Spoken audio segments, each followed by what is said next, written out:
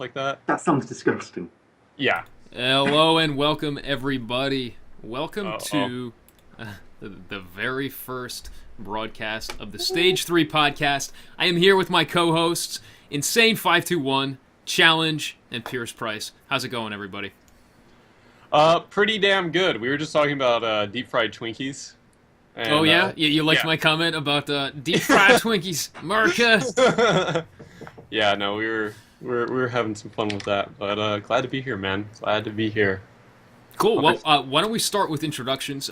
Insane, we'll start with you and just kind of go counterclockwise. Tell us a little bit about yourself and what you've been up to for the past week.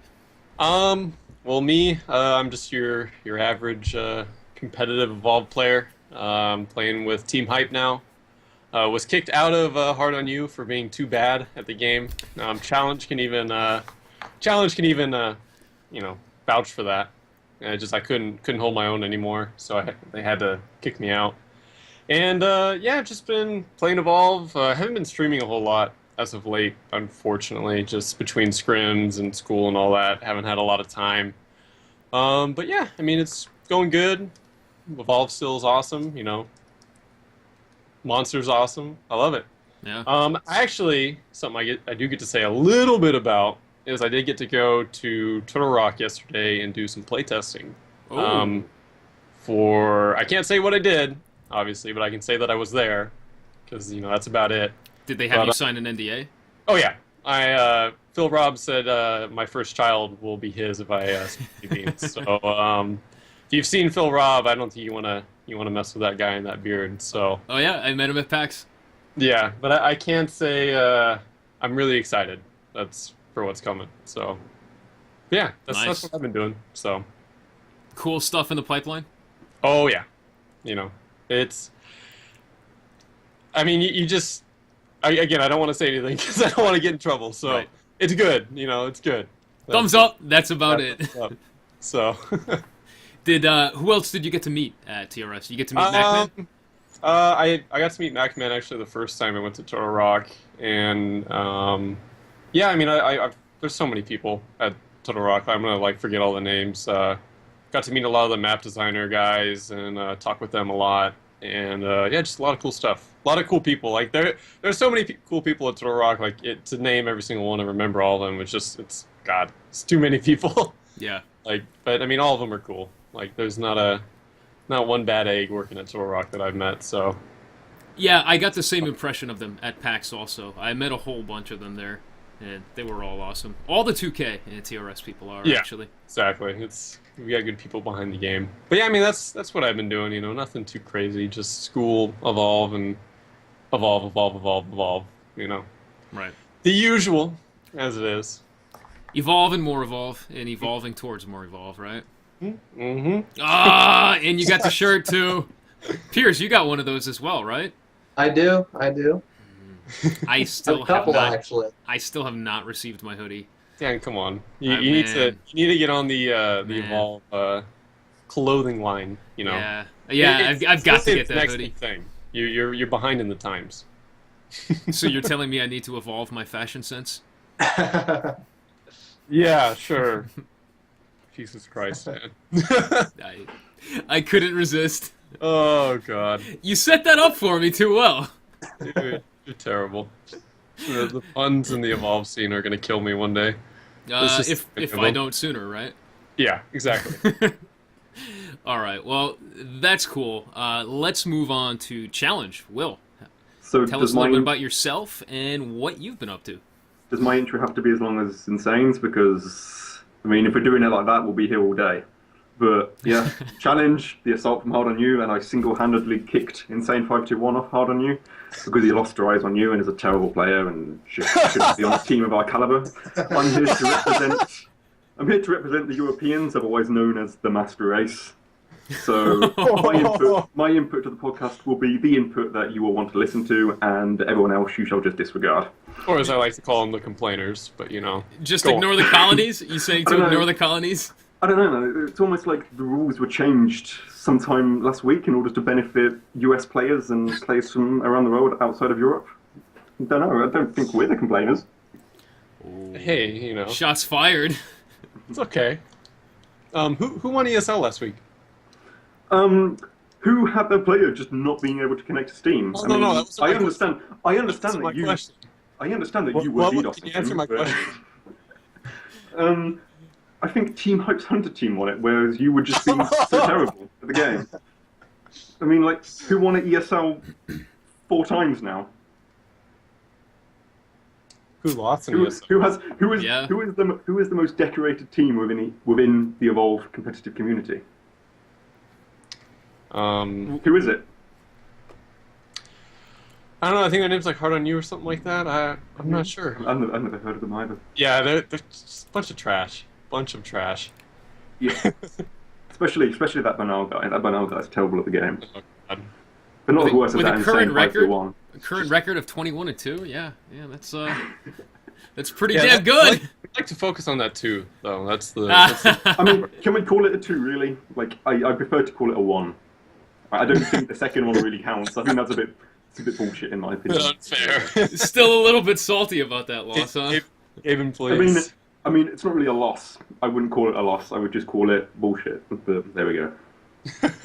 All right, well, there we go. And moving on to Pierce. Pierce Price, how you doing? Tell us a little bit about yourself and what you've been up to lately, since you seem to have kind of been absent from the tournament scene for a couple weeks now. Yeah, a couple weeks. So a lot of you probably know me. I'm pretty active on the forums and in the Evolve community. I was on the team Pushing Daisies that won PAX, the PAX Pro-Am. Yeah, so recently I have not been in the competitive scene in the ESLs and whatnot. Getting some finals in school done and, doing some personal stuff like that. But I'm looking forward to maybe jumping back in the scene here pretty soon. Cool. Yeah, man. I mean, Yeah, like, we'd like to see you competing again soon. I mean, it's I don't think I've seen you much in the competitive scene since a week after we played together at PAX. Yeah, Played in a couple. Yeah, Yeah, maybe a I- couple weeks. Yeah, I but think you played with 2 of them. yeah, the team I was on broke up, and since then I just haven't felt it, I guess you could say. Right. And, School kind of got in the way. Yep, that's That does true. take priority. That's understandable. Yeah, there's a thing called real life, and sometimes Yeah. you just can't avoid it. Right. This is the sad thing. We can't just play Evolve all day and that be our lives. If only. Oh man, wouldn't that be the dream? Yeah. One day. One day. Yeah. If we can grow the scene enough and things really take off, absolutely. I think that's all of ours dreams. Right, yeah. I mean, if I could wake up in the morning and then, my whole day is Evolve and beating Will at everything. I mean, when has that ever happened? Yeah, exactly, right? I mean, that's why it's a dream, Will. That's why Yeah, it's and then you wake up again, and then you just get smashed all day. I feel like we're just going to be bickering the whole podcast. Like, it's going to be renamed the Insane and Challenge Bicker at one another Yeah, podcast. yeah. I kind of expected it after our 2-hour preparation before the show, and you far as guys I'm were aware. like practically at each other's throats, sending each other death threats. As far I as don't I'm aware, remember that's the only that, reason I'm here. But Yeah, I don't remember that, but I think an interesting memory Insane's you just have. far too busy right now thinking about his barbecue. Then, yeah. hey. Yeah, Americans, we love our barbecues, man. Yeah. True. All right, well, All right. moving on. I am Black Aegis. I do some small little shoutcasts for the community on Sundays and other days of the week, as well as trying to produce other content for you, like this podcast, and occasionally playing other games as well. Lately, I've been playing some MKX, where I know I schooled you pretty bad in, Corey. Look, I found out today that the controller that you sent me, 2 of the buttons actually don't work. Oh, really? You actually unplugged them from the PCB, Uh-huh. so I had to go back in and turn them on. So now that Right. I'm at full capacity, I'll be able to actually beat you. So All it's okay. Like I'll I take you understand on that anytime. you gotta undercut the competition and do that kind of thing, but I'll turn the other way for you. I won't think about it. But Well, I mean, I've got to beat you in something, since you do nothing but beat me when you play Monster and Evolve. well, don't worry. A lot of people know how that feels. So. Yeah, I'm sure. Obviously, I'm not one of them. It's gonna be all day. It's all day. Yep, it is. It's all Yeah, day. yeah, pretty much. All right. Well, moving on. We're done with the introductions. Let's move on to what the main topic of today is going to be about. The main focus. Basically, the way that we're going to work it every week is we're going to have one main topic that we focus on for the majority of the podcast, with some other stuff thrown in between. Today, we're going to be focused on building the competitive scene, what it takes to build a tournament, what it takes to really set up and grow the competitive scene. And since you were kind of the brainchild behind this idea, Insane, I will turn it over to you. So yeah, like this topic and like this whole podcast, like what we wanted to do was get everyone involved, like more so than just playing Evolve, right? Like there is a bunch of behind the scenes stuff that needs to happen and discussions that need to be had of the whole community, right? And we wanted to use this as like a, the soapbox to stand on to start talking out to the whole community and say, hey, like, what's going on in the scene? What can we do to fix it? What are the problems in the scene? And, what do people think of, what's been going on? So, with that in mind, like leading into our first topic, it's the ESL. What's it been doing good? What's it been doing bad? Like, how do we all feel about it? And, just kind of going from there. Like, I know, like, not every week I'm going to sit there and, like, talk about, like, breaking down each topic like this, but just kind of, like, for everyone who's, everyone is new to this whole thing right now, and no one's ever watched the Stage 3 before, since it was the first one, obviously. So we just want to make, it easy to understand what we want to do every week and what to expect in the coming weeks when we do, the second and the third and, so on and so forth. So I guess for me, like leading into the ESL, one question I had for everyone that's here was, why do we all play in the ESL? Like, what makes it important for the Evolve scene, and, why do we all like it? What's the draw to it? And, Will, I want to, ask you that question first. Well, the reason I play in the ESL is so I can beat you. No. But the reason I play in the ESL is because it's the main source of having competitive games. And with a game like Evolve, I feel like I'm having the most fun when I'm playing in a competitive game, when I'm communicating with my team, and when I'm having these really close and enjoyable matches. That's my sole reason. Like, yeah, exactly. Yeah, that makes sense. You go to where you have the most fun, where you find the most entertainment. And I'm not getting that sort of thing in like matchmaking or anything, because like it's just not as organised. You can never communicate with a team in the same way. Just playing with my friends, which are my team, and just playing at the highest level is what I enjoy the most. Yeah, I mean, that's like, I guess I can answer my own question and then have Pierce kind of chime in on it as well. Yeah. Like for me, like the whole thing with ESL is like it's the official name, right? Like I used to compete and like go for LoL when I played League of Legends, stuff like that. So I'd always known about ESL and said, hey, like ESL is important, and ESL is like this way of helping growing the community, making it official in a way, and just people to get involved, start meeting new people in the competitive scene and see what's going on and stuff like that. Like, that's the important thing. Like that's why I want to play it. And like in winning, like the whole goal every week is just to win. Like I didn't like really the money doesn't even matter because it's not a lot, right? Like it's not like that's not why we play. Like if you, for example, if you win ESL and like you have like because I see the whole talk and like sponsorship, being talked about. Like there are teams that have been sponsored, like Wolves Esports, for example, is one that got picked up by a sponsor. Like they came in second place continually, right? And then they got picked up by a sponsor because of, having this official thing that they've done. Like, hey, we won, or we placed highly in ESL. Look at us. That's another name for Wolves Esports to pick up on. And if the scene does grow, then, Wolves Esports already has a stake in it, right?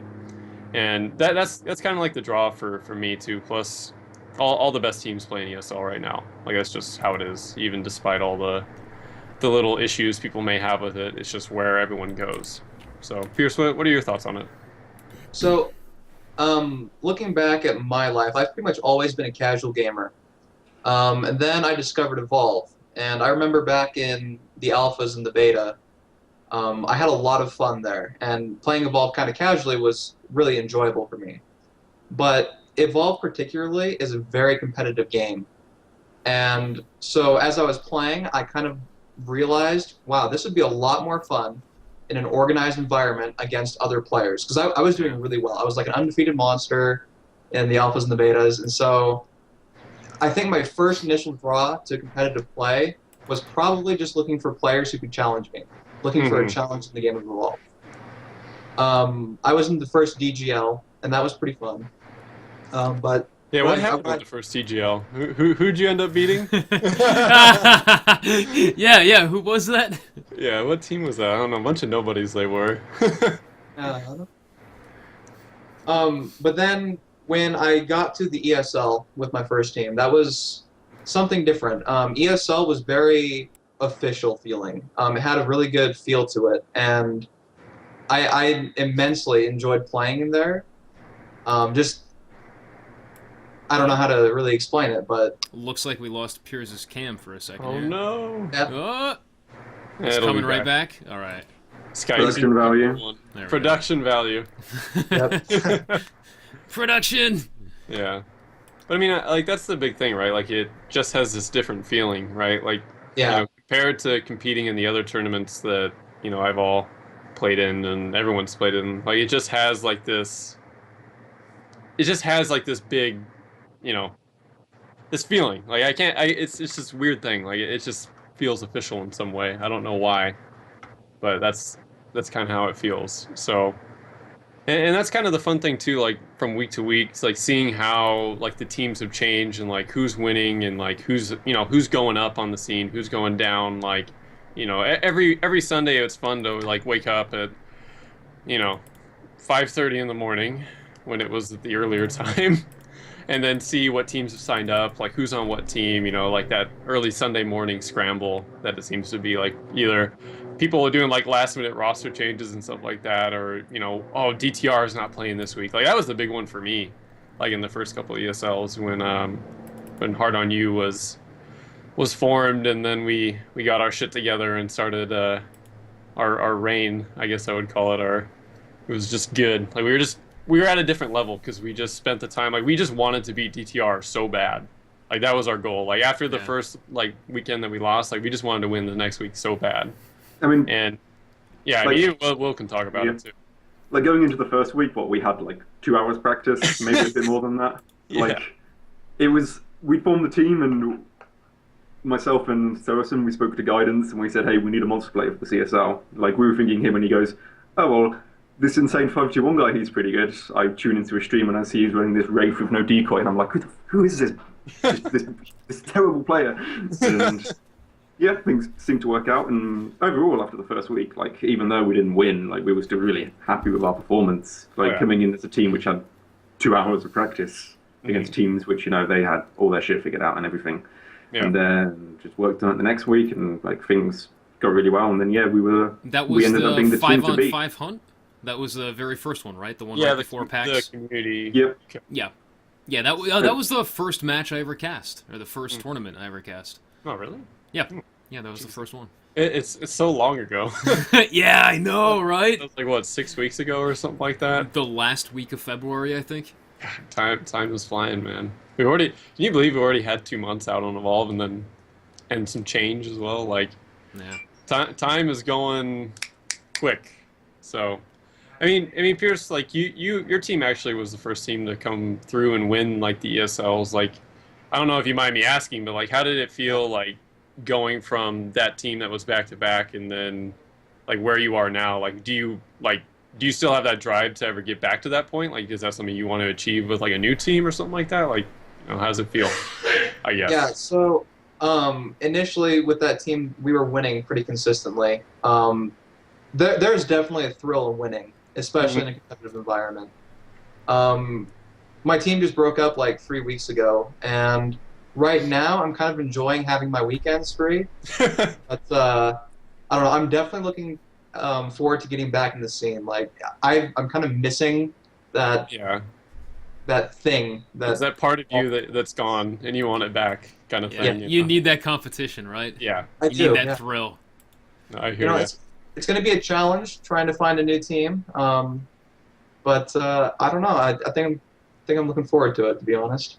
Do you know if you're going to want to play Monster or Hunter when you go back into it? I would like to play Monster.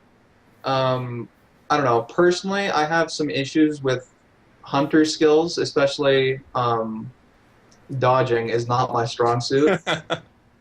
So if I do end up going back and being a hunter, I would probably go towards assault, since shield and whatnot. You got the shield. You know, Will knows about that. You know, that's why he plays assault. Can't play anything else. Yeah, well, it's the same with you and Kraken. So Yeah. Oh. Okay. Well, when they nerf Kraken, it's just going to be Rift Insane. Just who's insane? yeah, Who's exactly. insane? Never heard No of this more. guy. Yeah, no more Corey. Right? Yeah. He was insane forever thinking that he could make it. Yeah. If we keep doing these puns, I'm going to leave. Yeah.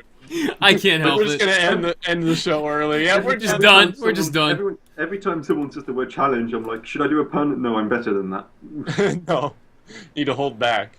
But Well, maybe you are, but I'm not. Jesus. But yeah, I guess one thing I wanted to talk about too with like the ESL is just not so much how we feel playing in it, because I think any tournament can give you that feeling of like, oh man, like this is the big show, right? Like there's always going to be that tournament in a community, in a esport or whatever, that is going to have like that feeling, right? It's just there's always going to be someone who's going to take up that mantle, you know, step up and do that. Like what do we just feel about like the ESL, like, you know, getting into like the rules and just like this past week's ESL, which was, in light of a few words, a shit show. You know, it was not smooth at all. You know, and part of that I think came from the new rule change. And you know, Will, this is kind of up your alley, so you know. Will you want me to go through it? Oh yeah, absolutely. Well, first thing we should obviously do, we should detail what the changes to the rules that we want to talk about are. So, like, going into this, like, the latest ESL, the one which happened this Sunday, that being Sunday the 12th, if I am right. Yeah. There were two changes that were made to the ESL. The first one being the change in the role selection, which like no one had an issue with. That was completely fine. No one was worried about that at all. But the second one being the change in the host rates, which were like quite a surprise to a lot of people, and also quite confusing to a lot of people. So the change went from being the monster player has the right to host if he's inside the EU. If he's outside the EU, then he has to give that right over to the hunter team. Of course, if both teams are outside the EU, then the monster player still hosts. And then that changed over to, let me get the actual wording. The actual wording is the monster player has always the right to host if the connection upload speed is adequate. Like that's what it says within the ESL rule set. What does that even mean? You need a definition there. Like, adequate is like a word which you can't really. It doesn't say okay. Adequate is 5 megabit upload or like 10 megabit upload. Right. Like, you don't know what that means. Right. That is the most vague definition I have ever seen in the ESL rule set so far. And if we thought last Sunday was bad, that simple vague word right there has the potential to create a shitstorm even worse than we had last week. Yeah. Yep. Like the way it was last week was that it was just okay. The monster always has the right to host because there's no way of us telling like what is adequate. Because adequate to me is, I mean, a completely different thing to adequate who is for someone who is living in like Scandinavia where they have like better internet connections, Right. or somewhere living in like America. the US, which is. I won't insult your entire viewer base here, but anyway. Yeah. Like, it just which either has really place. great internet like Google Fiber, or you go Yeah. places where internet's just downright terrible. Yeah. Well, I guess the point I could bring up is that even if you have a good upload speed, it doesn't matter because like the way hosting's done, like Aurora, for example, has good internet. Like he has like triple my upload speed, right? Right. But he's in Japan, so like that's the issue. It's regional, not I don't know. It's not. Yeah, you don't. It's not a client host. The way it's supposed to work, to my understanding, is that whoever starts the match is the host, but it's not actually hosted on their client PC. It's just simply used as a search to find the nearest dedicated hosting server. So when Aurora Symphony or Frozen Synapse hosts a match in Japan, it finds the closest dedicated server, which is probably somewhere in Japan, since Evolve is out in Japan, and then everybody has to connect to that dedicated server in Japan. Sure, that's better than having a client-side host, but, I mean, you're still connecting to Japan regardless. You're going to have ping issues. Which brings up the topic is why does the connection speed even matter for the monster host? Like, Yeah. there is a ruling it doesn't over someone being an acceptable host has no like relevance at all to how the host is actually going to be. Like, Yeah. I might that's- have the worst connection in the world. I might like download at 100 kilobits per second, but I might be a really good host because I have a good dedicated server right next to me. Location. Yeah. Yeah. Yeah. I mean, ESL has definitely done a lot of things right. But one thing they do need to fix, I think, is they need to clarify their rules. Like they've constantly been changing. They're not very specific, like with the bans and picks. Those have been like, Yeah. okay, well, you can interpret that a couple ways. mhm. But I think they could really pull some stuff together and be fantastic. Yeah, I just think clarity is the biggest thing because even when new teams come into the scene, like I think last weekend, who were they? I think it was like Team Green or something like that. I'd have to like look at the You mean, like roster. the green team. The green team. Yeah. Team Goliath, and there was a And bunch I of think other Team teams. Xenomorphs was another new one. But like there's new Yep. teams coming, right? Like that's a good thing. You know, you want new blood coming into the scene and trying their hand at the game, at the high level, right? But when if I didn't have any idea or any experience in the league at all, and I saw those rules, I was like, okay, what does any of this mean? Like it's really hard to understand for someone that hasn't been playing or have people to talk to, right? So I don't know. Like I think just overall clarity is something that ESL needs to focus on and get through to the community. Like you want to be able to read the rules and say, okay, I know what's going on. Like when you look at the rule select, like the character select, for example, like it's supposed to be medic trapper. Like it should say medic and trapper, not like, oh, you pick Kyra Griffin or whatever it is. Like someone could interpret that, oh, you just pick whatever two characters you want in the first place. I think Yeah. I think it does say it somewhere. But yeah, it's not apparent is what I mean. Like you can interpret it another way. And you want to have, like when you have rules for a tournament, you want to have it be, this is the bottom line, and that's it. Nothing else. So Yeah, I'm pulling them up right now. I thought that it was a little bit more explicit than that, but No, I Maybe know not. that actually that caused a problem for my team in one of the tournaments where we actually had to like talk with the other team, like figure out what exactly that was trying to say. yeah. So even if it does explain it somewhere, it's not clear enough. Yeah. It can be better, is what we're trying to oh, make. Yeah. I'm looking at it for week 7 right now, which is coming up tomorrow. And I believe it's at the same time still. I'll have to double check that.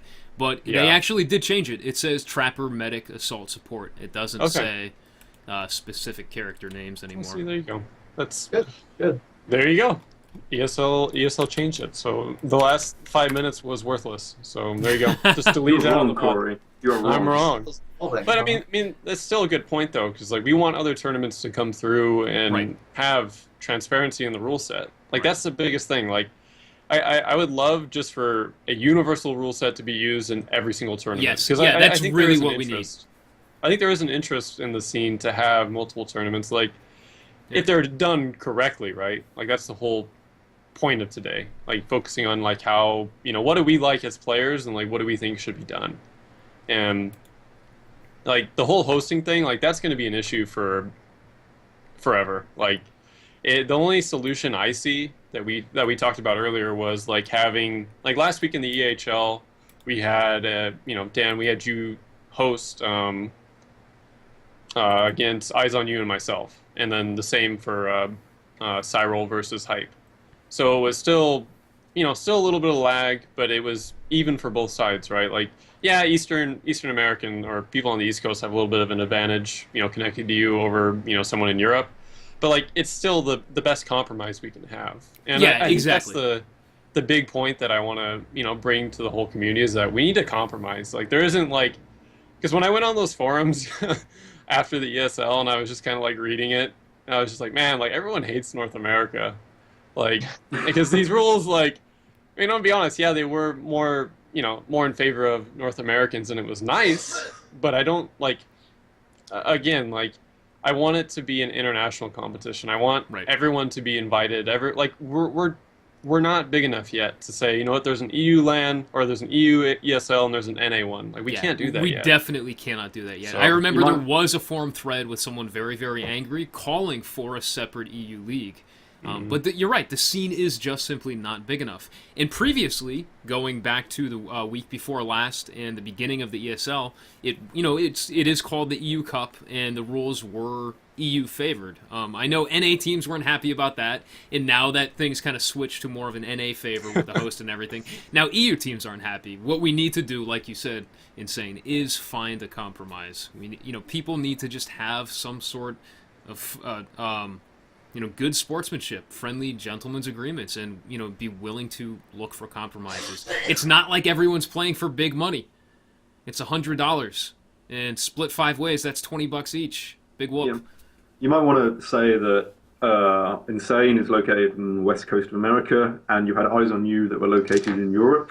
Mm-hmm. So the best solution for that was to have Black Ages here host, who is East Coast America, just so people know where they were and what the reasoning was behind that. Yeah. Because as far as they're aware, Insane's just in a bedroom somewhere in America. Ages is in the Loriana somewhere in the galaxy, and Eyes on You are wherever they are. So that's the reason behind it. Right. Yeah. Geographically, with me hosting, a server near me would be somewhere in between both teams, and just be the best spot, almost in the direct middle, actually. Yeah. Mm-hmm. But just the thing regarding it is just that things need to be done fair for both teams. Because, like, if you have a team like what Hard On You were before, when we had Insane on our team, and then we had an EU-based Hunter team, like, the Hunter team would be based in the EU, and we would be playing against other, like, EU monsters and stuff. But then Insane, who would be connecting to EU Hunters, he's put at a disadvantage in comparison to how their monster would be. Like, that's, like, the issue of it right now. Things just need to be done in the interest of fairness above anything else. Yeah. It was no fun when I would go against an EU team, and then I'd be focusing some, like, have a medic in a corner of a dome, and then they'd appear in the middle. I'm like, oh, that was cool. Like, it's not like I had them locked in a corner and they were going to die. Now they're in the middle of the dome, just randomly. Like, that happens. Like, it wasn't so apparent, like, in the beginning, like, when I was playing from week to week, because it wasn't, like, what I thought about. But, like, now that I actually pay attention to it, like, there is lag. Like, the whole EU lag joke, like, that is a real thing. Like, there is lag, but it's not, like, it's still playable, but it isn't enjoyable to work through, right? Like, you don't want to have to work through all that kind of nonsense. So you want it to be fair for both teams, and both teams to have, like, this even playing field. Like for example, if this Saturday or Sunday, is back to the EU host thing, then it's like, oh, now that all the NA teams are at a disadvantage, At least a time change happened. Like, I'm going to say, like, I hope ESL doesn't change the time, like, even despite, like, last weekend going 8 hours long, which I don't think this weekend will. Yeah, I don't think it will. Oh, fingers crossed. Yeah, fingers, please. like an 8-hour tournament is just kind of ridiculous. But and I still feel like 4 p.m. GMT is a little bit too late for the EU teams. Like, I still think 3 p.m. would be a better start time. I mean, it all depends on just, like, a tournament which has, let's say you have a round of 32. So, like, you have 32 teams. It shouldn't take 8 hours. At most, it should take 5 hours. Probably less than that if you have teams which are, like, being efficient with the time and not wasting time just doing whatever the hell they want in between games. Right. Like, well, if you have a full 32-team game, expect it to go at least 7 hours. You're right. It should only take 5, but it will go 7. But just the thing is that the thing is just people need to be wasting less time, because the people I find that are complaining about the time change and everything are the people that are just taking the most amount of time and just, like, they are the ones causing the issues for everyone else. Right. Like, if you want to have a good league, then you have to make sacrifices. Yeah. I agree. Like, yeah, and they could even have set times for each round, too. Somebody actually brought this up during our shoutcast last week when there was all the time holdups. And someone actually mentioned that in every other competitive ESL league out there for other games, there is a certain time limit that you have, like a no-show rule, essentially. If one team does not show or is not ready to play within 15 or 20 minutes, then they are automatically out. Mm-hmm. And that would kind of enforce people to start playing more often or more consistently, rather than waiting or taking as long a break as they wanted to. I know, like, your team, there were issues with that, and we'll talk about that in a little bit. I think we'll probably be getting to that in a minute, but I mean, you could have at least played half of your games, and I know that you guys wanted to also. You wanted to play the half of your games that you were able to play. I mean, well, we just came up with every solution we could, and just there was no solution that both parties were happy with at the end of the day. Right. And that's because there aren't enough clear-cut rules. They need to have more rules in place to prevent things like this. Yeah, and I think that just the whole thing comes down to like having a set time, and then I mean there already is a set time, but it's so far in the future that it's like it makes no sense. Like the first round for us in last ESL, like the game started at 9 in the morning for me, and then we got a bye, so we got put in the round of 16, and then our round of 16 game didn't start till like 10:15. And then the other team was trying to say, "Oh, we have until 10:15 to play." It's like, no, let's get it done now. Like we're all up at 9 in the morning. Like we need to play right now. Like let's get it going. Yeah. So we ended up waiting 20 minutes for them, to get their first game. Like, and it just kind of sucks that you don't have someone there enforcing like, "Hey, are you guys playing your match?" Like I wish no, not trying to harp on anyone, but I just wish that the admins were a little bit more involved. And I even see it in chat, Yep, I like, just saw that. Yeah, like that's a good point. Like I want the admins to be a part of the game, a part of the community, like, and say like, yeah, like this is what we're trying to do. What do you guys think about it? Because right now it doesn't feel that way with the ESL.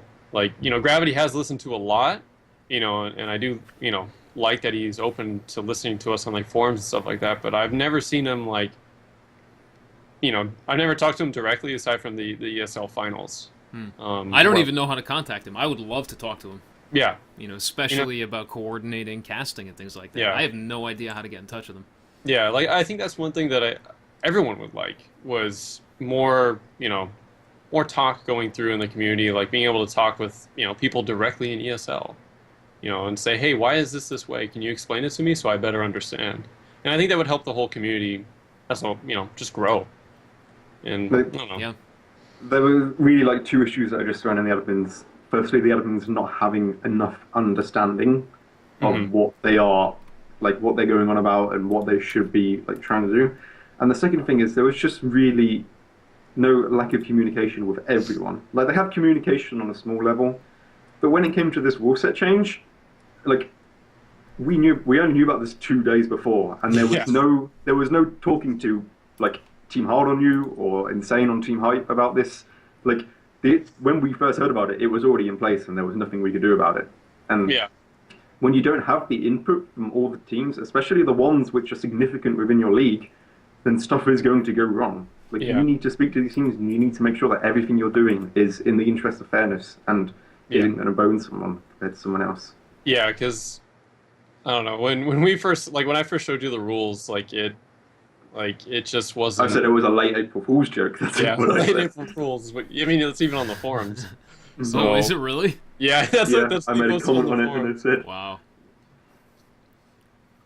I mean, I don't know. Like that's one thing I think they'll learn from, right? And I hope that they'll learn from. And like, I just want more community involvement with everything. Like that's especially with the T4 coming up. Like I see it. People talking about it in chat. Like, no, never until Sunny has changed and like Torvald's changed. Like even Crow. Like I think Crow needs a lot. But Torvald's completely fine, honestly. It's not like I'm an assault player or anything, but yeah. I think you should be in this weekend. Yeah, like that kind of stuff. Like sarcasm detected. Yeah, people talking directly in chat with won't us. realize that. But. Yeah, I mean talking directly with us about that because I haven't even spoke with anyone from ESL about like T4. Like I posted on the forums, but I don't know.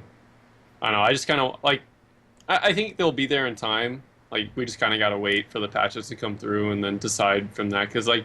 The last patch was a good change for both Sunny and Torvald, but it's not enough. And Turtle Rock can only do so much, so it's okay to go at that pace. Because like I can give an example, like Dota 2 Earth Spirit. I don't know if anyone knows what Earth Spirit is or even Dota, but in Dota, what they do is they don't allow like characters in the competitive scene until they are like ready. Like this character is gonna time.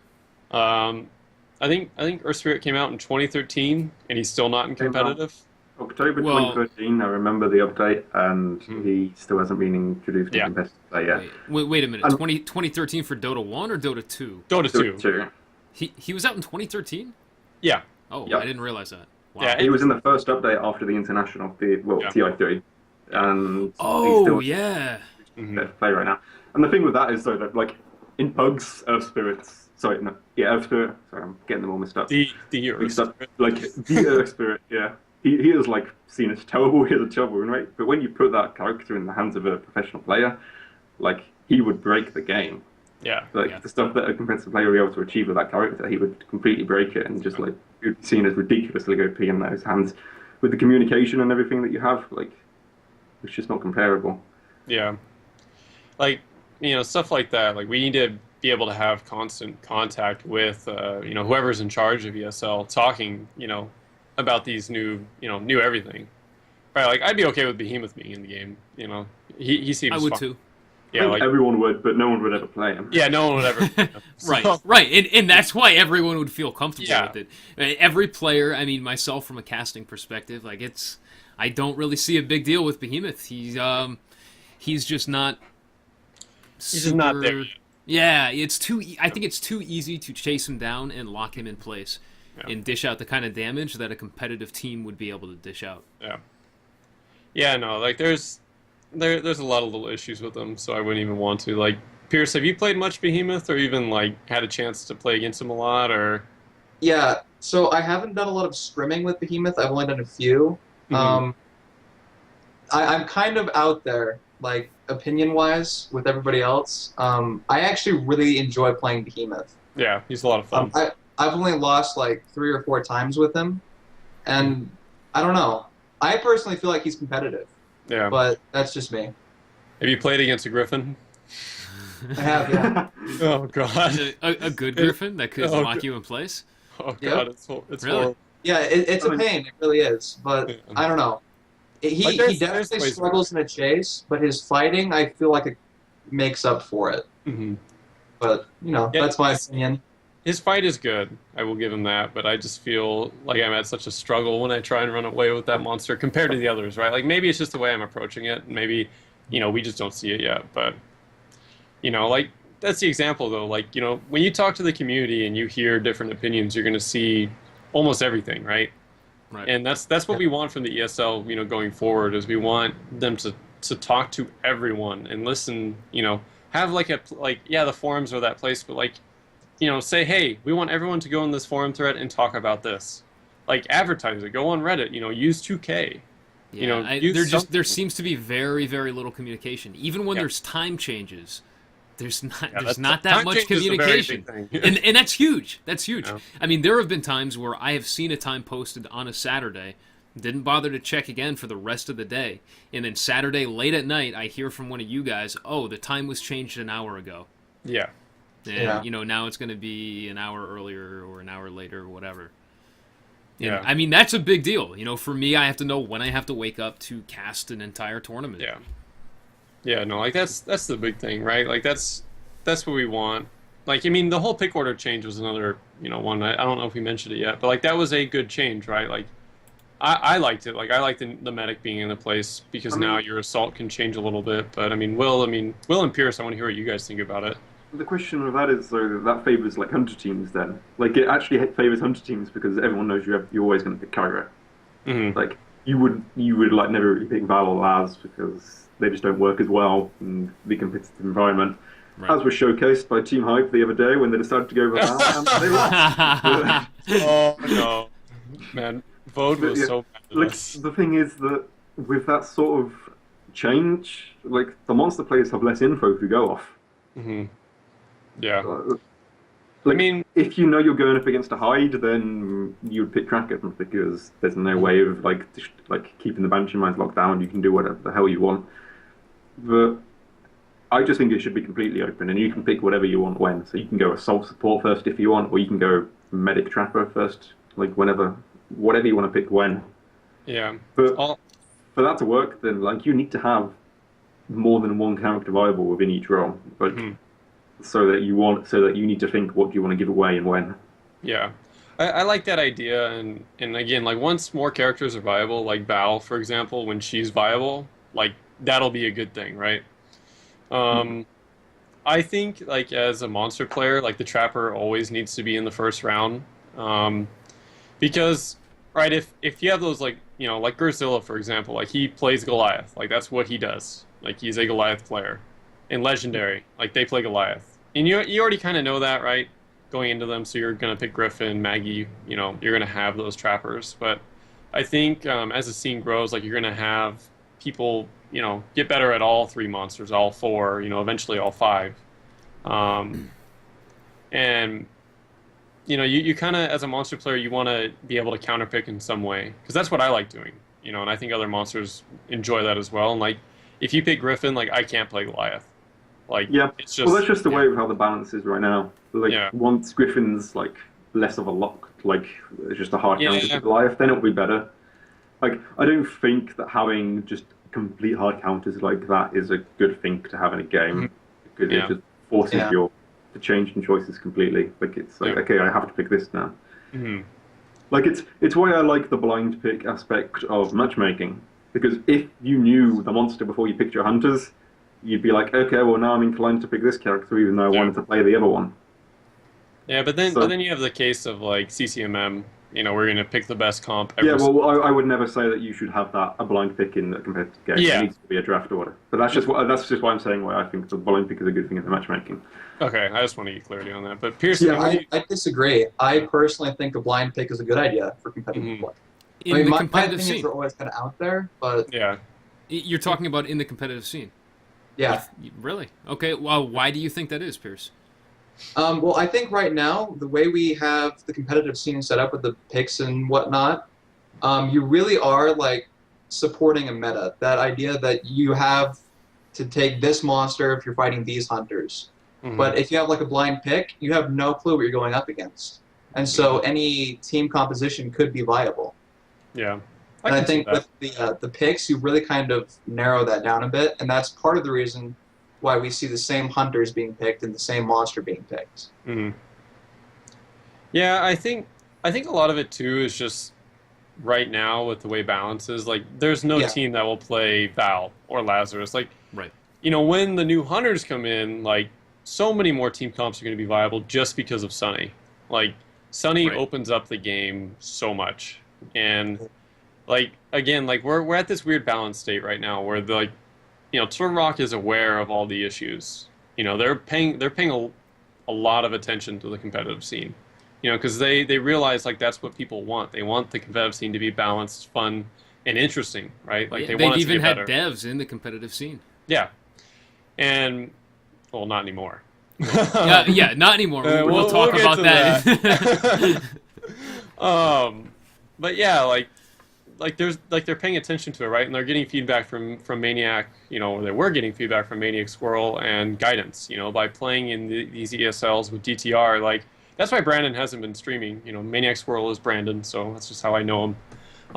But yeah, like he hasn't been streaming because he's been scrimming with DTR like every single night Right. that they can. Like when you come home and it's like that kind of stuff, like you just don't have time to stream, unfortunately. That's my case too. Like it's hard to get that time to stream, for the community when you're just scrimming every single night. But like for that kind of stuff with him, like that's like this whole competitive scene. Like so many of the new insights that Turtle Rock has, like they're aware of so many more problems now because of the opportunities that Brandon had to play in the competitive scene. Yeah. Talk directly with DTR, and unfortunately now I think we can just start talking about it. But DTR and Brandon, or the Maniac Squirrel and Guidance, are no longer allowed to play in ESL anymore. Um, unfortunately, there were people in the community that didn't like it and complained about it to the admins, and I had some other technical like mumbo jumbo that came up, and they came to the conclusion that they aren't allowed to play in the scene anymore, for ESL. And I guess I can just kind of talk about this directly, but like this, I'm obviously friends with the guys, so I'm gonna have a bias, and I'm gonna be mad about it, because I love playing against them. Like they beat me last weekend. That was probably the most fun match of Evolve I've had in like so long. It was What are one you of the trying to best say? matches. What are you trying to say, Corey? Oh my god. But no, it was a lot of fun. Like it was a great game. Like that's why we all play in ESL. That's what we talked about earlier. We play because we want great games, and that was a fun game. It was awesome. And then now that, you know, not only my team that's a bunch of friends, but now like a top American team, you know, even though they have the Canadian flag because Tim is Canadian, they are American. But now another like a top NA team isn't allowed to compete anymore in the ESL. Like that's one less team that can't play. One less And really good team, no less. yeah, top team. Top four, Yeah, definitely. I mean, a team that put on a great show. I know everyone thought I was partial to DTR. I will say that my favorite team is not in NA. I know it's definitely not DTR either, but that's all I'll say. I have a soft place in my heart for DTR. They're the first team that really challenged me. Yeah, there you go. Like that's I mean, they're definitely exciting to watch, you know. Plus, Yeah. plus I've been friends with Maniac Squirrel for about as long as you. Insane. yeah. You know, Yeah. I mean, we all played Dota together since last year. hmm Like I mean that's the thing, right? Like, and now that they're not a part of the scene, what makes me angry is like it was a positive thing for them to be in the game. Like Yeah. like if they were to compete in a LAN, like I remember Will and I talking about it beforehand. Like if they were to compete in a LAN, like yeah, that's a little shady, and they wouldn't. Right, a big money land, that would be Yeah. an issue. But I It's mean, fine. you know, small money, €100 a week tournament, and this was even brought up before. And Brandon had even talked about donating the money to charity if they happen to win. I mean, like, you can't get any better than that. This was a golden opportunity. I don't know of any other game where you have any dev who is good enough to be competitive at his own game. We had a golden opportunity here with a dev who was actually good enough to play at a competitive level. They never won. They weren't good enough to actually win, but they were good enough to get pretty Shot damn fired. far. Oh, the way you said that, holy shit! They never took first place. I mean, they got pretty far in these tournaments, right? Right? And they played phenomenally. And many of these balance changes that we've had in the past couple weeks, these, very, very quick, very responsive, very well thought out balance changes were a direct result of the feedback that Maniac Squirrel was sending to the design team, the design and balance team. Yeah, to MacMan. He talks directly to MacMan. Right. So, Will, you had something to say about all this? Well, it's just the whole. I don't understand why shouldn't be allowed. Like people take, as soon as money's involved, it's just people go batshit crazy over it. It's like, Yeah. this is the most serious thing in the entire world. $20 It's like, bucks. Oh man, it's I want my 20 €20, bucks. man. Like you get €20 if you win. Like, what are you gonna go and do? Like, have a round of drinks or something? It just doesn't matter. Like, it should be a place where you have fun and enjoyable and close games. And the last thing which we should be doing right now as a community is lowering the amount of fun games that we can have by forcing teams out of the actual competitive community. Yeah. Is what's happened. Yeah, I mean yeah. Like I could go on about how I'm mad about it and how it was a good thing, like, and I think that Yeah, it's like, just especially when you unfortunate, have when you have Brandon who can like first-hand experience these things, and like he doesn't have to go off someone like Insane or me saying I don't like this. This should be changed. Yeah. He gets to see it first. That was like how the Cabot nerfs came around. Like he played with guidance and he saw the damage the guidance was doing with Cabot, and he was like, Yeah. okay, this needs to be scaled down. Like, Yeah. that's how Cabot got changed, and Mhm. like, now it affects the game badly. There was no positive from this, in my Yeah. opinion. Yeah, it's one of those things. I mean, what was he doing wrong? Like he's just another guy playing the game. Like if you take away the dev thing, you wouldn't even think anything of it, right? It's not like he's the greatest trapper in the world and he was decimating the scene. It's like no, he was at the competitive level, and he can compete. Like he didn't have an unfair advantage. It's not like he's gonna like, oh, this is beating me, so I'm gonna nerf it next week. Like no, they're not gonna do that.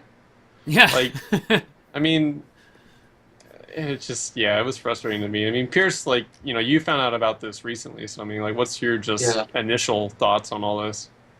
Well, I don't know. I kind of understand not allowing devs in, just as like an etiquette thing, I guess you could say. But you do make really good points. I mean, this isn't a big, $20,000 live tournament or anything. It's just a little competitive scene. So I could go either way. I'm really not sure, to be honest. Yeah, I mean, I think both sides have their point, right? Like they're both valid. And but I think right now what I want for the community is all of us to just, like all the bickering, like all like the just nonsense like we had last week, and I don't want that. Like I don't think anyone does. Yeah, I Right. And nobody does. It's not and good for anybody. Nobody yeah, benefits from it. exactly. Like we want the scene to grow. We want it to move forward. We all love Evolve. Like that's why we're all here. Like we all we all love to put our time into this game. We all love to play it. Like it's something special to all of us, right? And we want other people to share in what we enjoy, like be a part of what we enjoy. And like the competitive scene, like is this supposed to be like a tight knit group of people? And like my past experience, like playing Left 4 Dead competitively, like it was at like this high point, and then it just went downhill from there because everyone just started doing stuff like this, like just being unpleasant and not a gentleman, you know, like that's not what we want, like, and that's kind of why we want to talk about leagues, like, you know, I can talk about it because I asked him today. This kind of leads into our next little topic. Now because Brandon and Guidance can't play in ESL anymore, like they still want, like they realize the importance of playing against high level teams and having a weekly thing. So the next thing that Brandon like talked to me yesterday about, um, something we've all wanted for a while is just making our own league that we would do, and I think he was going to call it the Gentleman's League or something like that. Something silly from Brandon. But Instead of the Gentleman's Club, which was the yeah, name of his Turtle Rock yeah, team. yeah, Yeah. him gentleman. It's just his thing. But yeah, like he wants to get something together. Like it's real infant. Like I don't even know. I don't know. I don't know like hard details yet. It's just kind of a thought, and he's going to do it. It's just a matter of how and when. But like he wants to set something up where teams can scrim like in an official way. Like two teams are going to be playing at this time tonight. We need two teams for that match. Like, hey, can anyone fill it? And start getting teams to play against one another and get casters casting it and get people like kind of like what the EAHL is doing. Like we kind of I haven't really talked about it yet, or we haven't yet, but we probably should as well right now. Like Shall what we the just go back and talk about like the issues that we have with both ESL and EHL? yeah, like I think we'll Because go back to that because I was just going off on a little there are tangent about both good this. things and bad things about both of them. Like Yeah. one of the bad things, obviously, about ESL now is we don't have this dev involved that can help us with the balance and like make the game better for all of us. Like Yeah. I don't think there's any one person that benefits out of like Brandon and Guidance not being allowed in ESL anymore. Like there's Yeah. less enjoyable games in ESL. Like there's less enjoyable games to be casted on, so it's bad for the viewers out there. And the game effectively becomes worse out of it because there's Yeah. no direct link between the devs and the competitive scene that can help Yeah. improve the balance of the game. Yeah. I mean that's why he wants to do that like his own league, that he Yep. manages and stuff like that. Like that's his. I mean that's kind of why I Right. just brought that up early because there's not much else to say, right? Like he's going to be doing that, and like that's what he wants to do. Um, like, and I guess we can get back to like the EHL and the ESL right now. Like, just speaking directly about the EHL, like, it was fun playing those games this Wednesday, and like it was Wednesday, right? I'm not. Yeah, it was Wednesday. Yeah. Okay. I'm trying to make sure. But, Gotta get those details 100%. yeah, exactly. And then even watching them was a lot of fun, and just having the games go on during the week, like having weekly, games, like Pierce, someone like you has school and all that going on right now. Like if you had a way to work around your schedule and play during the week, like you'd probably be inclined to play now, right? When Yeah, it's not I definitely ESL. will. Yeah. So I don't know. I think that's the good thing to take away from EHL, but the one bad thing is that we're leaving the players in charge of scheduling their stuff, like which is a good and bad thing. If it works, it's great. If it doesn't, it sucks. 'Cause, On like, my end for casting, it is a Yeah. royal mess. yeah, Like, exactly. I've already had some talks with Saber today about how to work things out. I mean, because one of the things that people want, at least as far as viewers and myself to know when I'm going to be casting them, is to actually have set times. So one of the things that we're looking at is to actually, rather than just offering players any block of time that they want, we'll have set times, and they can choose, well, the main time doesn't work, so I'm going to select this time slot on this day. Mhm. So I'll have a bunch of time slots laid out, and the players can select those rather than just picking whatever the hell they want.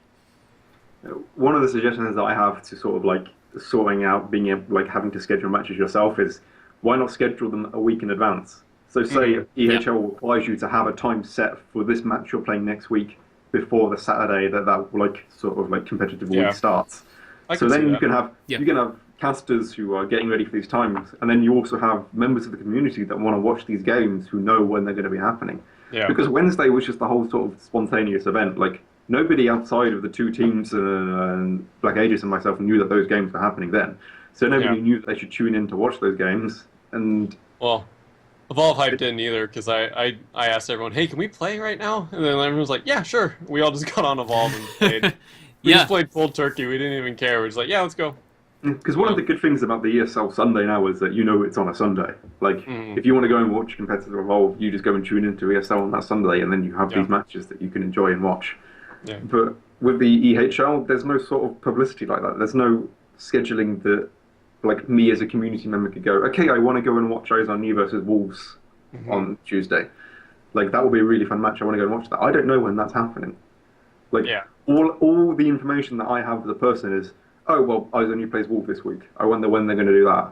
Like I can't Mhm. stay on Twitch all week and like look for when Yeah. that match is getting casted. But Yeah. And I think another issue too is like between EU and NA teams, it's really hard to schedule at the right times. Like if I was playing NA teams like every night, like I could just say, "Hey, Pierce, you and I are playing tonight. What time's good for you?" And Right. it works out for us. But like when, like for example, like Hype has to play Wolves this week, and we were supposed to play him today, but one of my players has work all day today, and then by the time he gets home, it's going to be too late. So, what do we do at that point?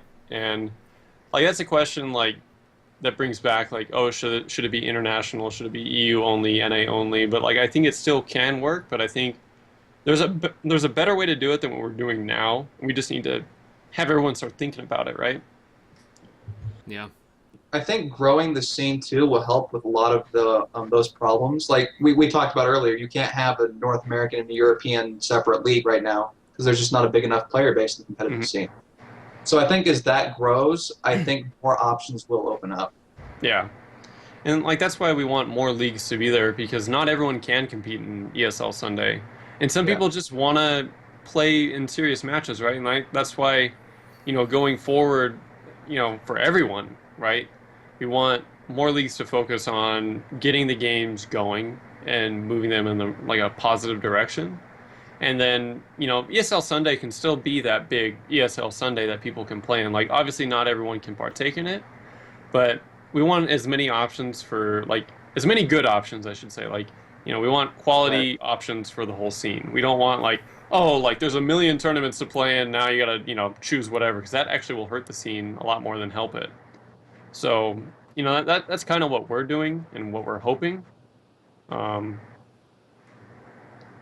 I don't know. Like we'll get around to it, I think, because there's a lot of people that want to do good for the scene and make the right decision.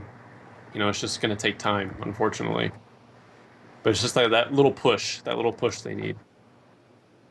But I'm trying to look at what else we should bring up with about this. But well, shall we talk about some things which are good about the Hype League? Like all we're going to say I negative feel like, right now. yeah, I feel like we just shit Maybe on we it. should give Sam a pat on the back Yeah, or something. yeah. But, Saber's gonna. I'm gonna go in the mumble later tonight. He's like, man, Insane, you're an asshole.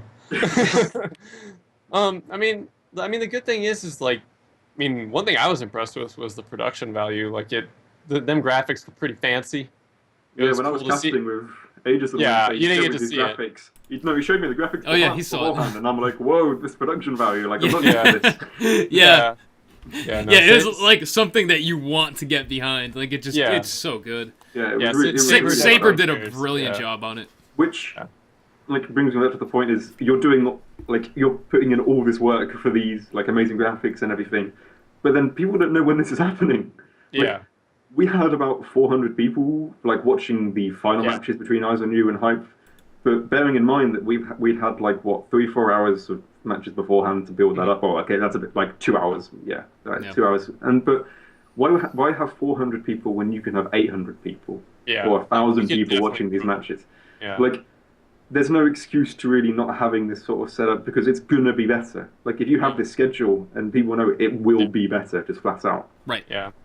I think Saber's intention with it, like, because he's probably sitting there like, oh my god, everyone's shitting on me right now. But like, it's not meant to be like that. Like, we want it to work out. Like when I was Yeah. talking with him, like the whole point of it was to get everyone into a league that's competing and showing high level games for people to just watch.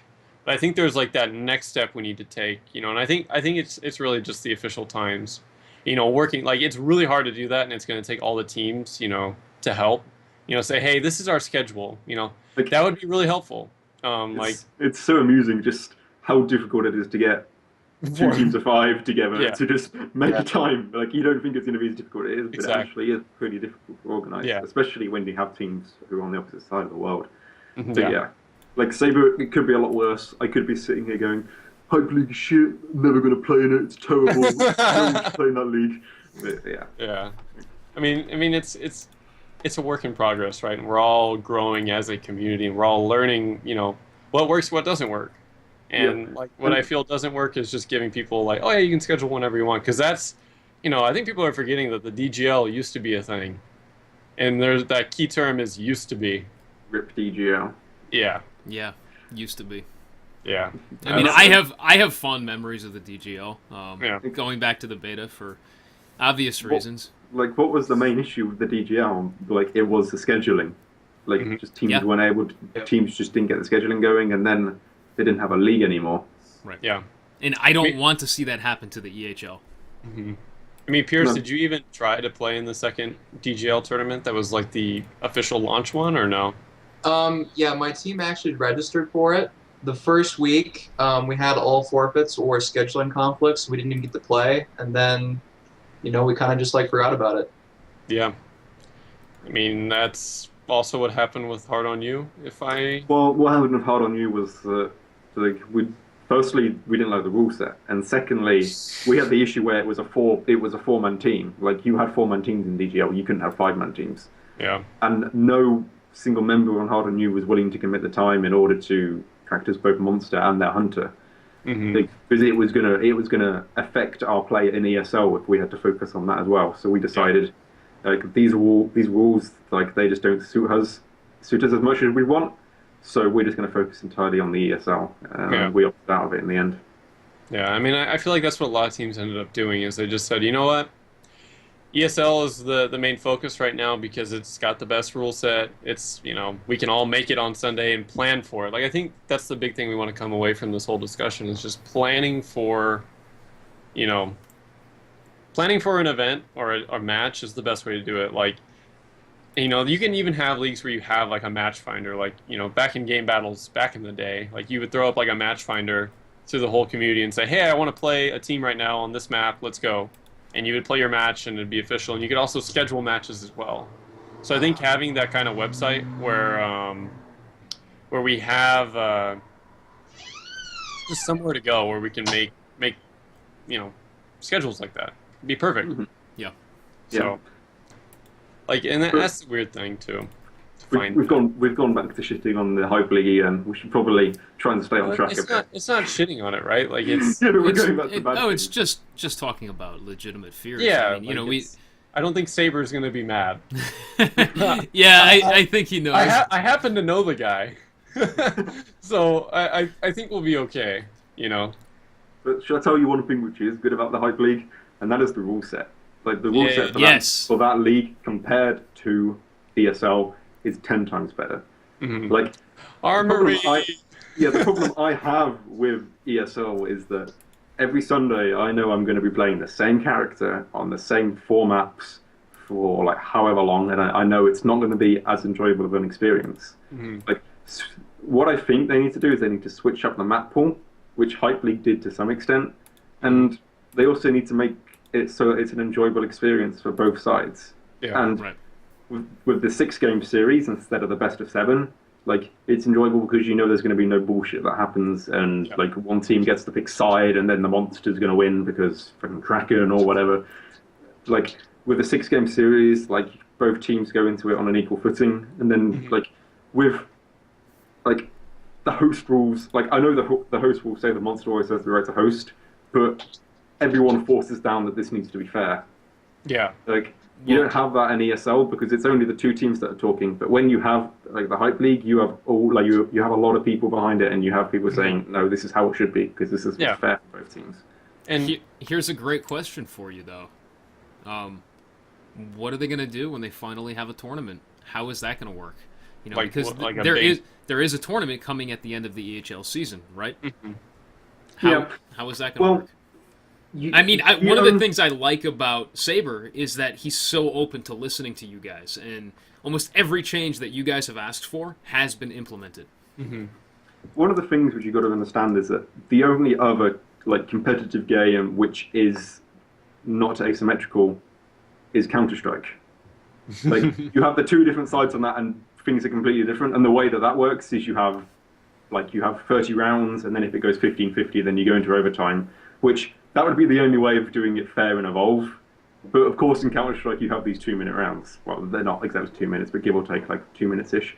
And then, like in Evolve, you can have rounds which last up to what would be in Hyper League 15 minutes is the max round timer. So around 15 minutes-ish would be like what you'd expect. So that would be the only fair way of doing it, just like that. But even so, like, you risk games going on literally forever then. Like, especially if you're in a state where Kraken was like 2 or 3 weeks ago where it was near unbeatable. Yeah, lightning was undodgeable. Yeah, you had lightning and dodgeable expansion mines. Now you kind of can dodge lightning. Everywhere. Yeah. Like, Krakens would just run around the map sneak pouncing because it was faster. It's just like, oh my god. It's just the most stupid thing in the world just to see a Kraken just jumping and just pouncing everywhere. Just like, seriously. Yeah, it was ridiculous. I mean, hey, it's changed though. Yeah. So, yay! As much as I hate it, I don't think you're ever going to get a rule set which is 100% fair without it being a bit dumb of a rule set. Because as much as I would love to have like sort of these like rules similar to Counter-Strike, and the fact that like you have to have this advantage over the team in order to win, like you have to win these 16 rounds or whatever it be, like it's just not going to work. Yeah, I don't know. Like, I think one thing right now that's good is that we, having these other leagues, right? We have an opportunity to try new rules. Like the biggest thing that came from EHL is the 15-minute finally is in. Like, right. That's a big change. And oh yeah. And for me, like, I love it. Like as a monster player, and like I want to hear from both Pierce and Challenge. It's two different sides of the same coin, right? If I like it, not every monster's gonna like it. Like Aurora Symphony, I know hates it. So, that's kind of what you both think about. Well, I don't know. The thing with Aurora is any rule which, like, doesn't help the monster, he seems to fucking hate it. He's like, oh, the chirps. The chirps. But, yeah, I mean, oh, God. What do you two think about the 15-minute timer? I don't think we have enough sort of, like, matches on it in order to make a good opinion on it just yet. Like, we've had... First glance, though. Like, at a first glance. First glance, I think it's a good idea. But at the same time, like, it forces the way that the hunters think to be slightly different. Because with a dome lasting 1 minute, like, that's 1/15 or whatever that is, as a percentage gone of the monster's time as soon as you throw the dome down, as long as you stay alive in it. So then it gets to the point where like teams might be thinking of, should we throw the dome in this area because this is a bad area for us to fight? Like, he can just kite around and we're not going to do any damage here. To, we need to throw the dome every time because this is just wasting the monster's time now. Yeah, I can see that. Yeah, Pierce, what do you think about it? Personally, I like the 20-minute timer over the 15-minute timer, just because even though the timer won't come in as often, I feel like it does give the monster a little bit of leeway with his engagements. Okay. He can actually take the time to think about if he wants to engage the hunter team here or there, or it just adds a little bit more positioning time, I guess you could say. And so I kind of prefer the 20-minute timer, though I do see the benefits of the 15-minute timer. Yep, that's a good argument, because maybe it's going to discourage the monster from going for these stage 2 engagements. But as a monster, maybe you have to decide that either you go all in at stage 2 or you just keep running until stage 3. Right. Because if you go in for the stage 2 and things don't work out, then you've lost a lot of time going for the stage 3, and then maybe you don't have the opportunity to go for the third stage later on in the game. Yeah, no, I agree with you there. As far as from a casting perspective, I love it. I think it makes the games a lot faster and a lot more exciting. There's much less of that long, drawn out chase, which doesn't always happen, but has the potential to happen in any game.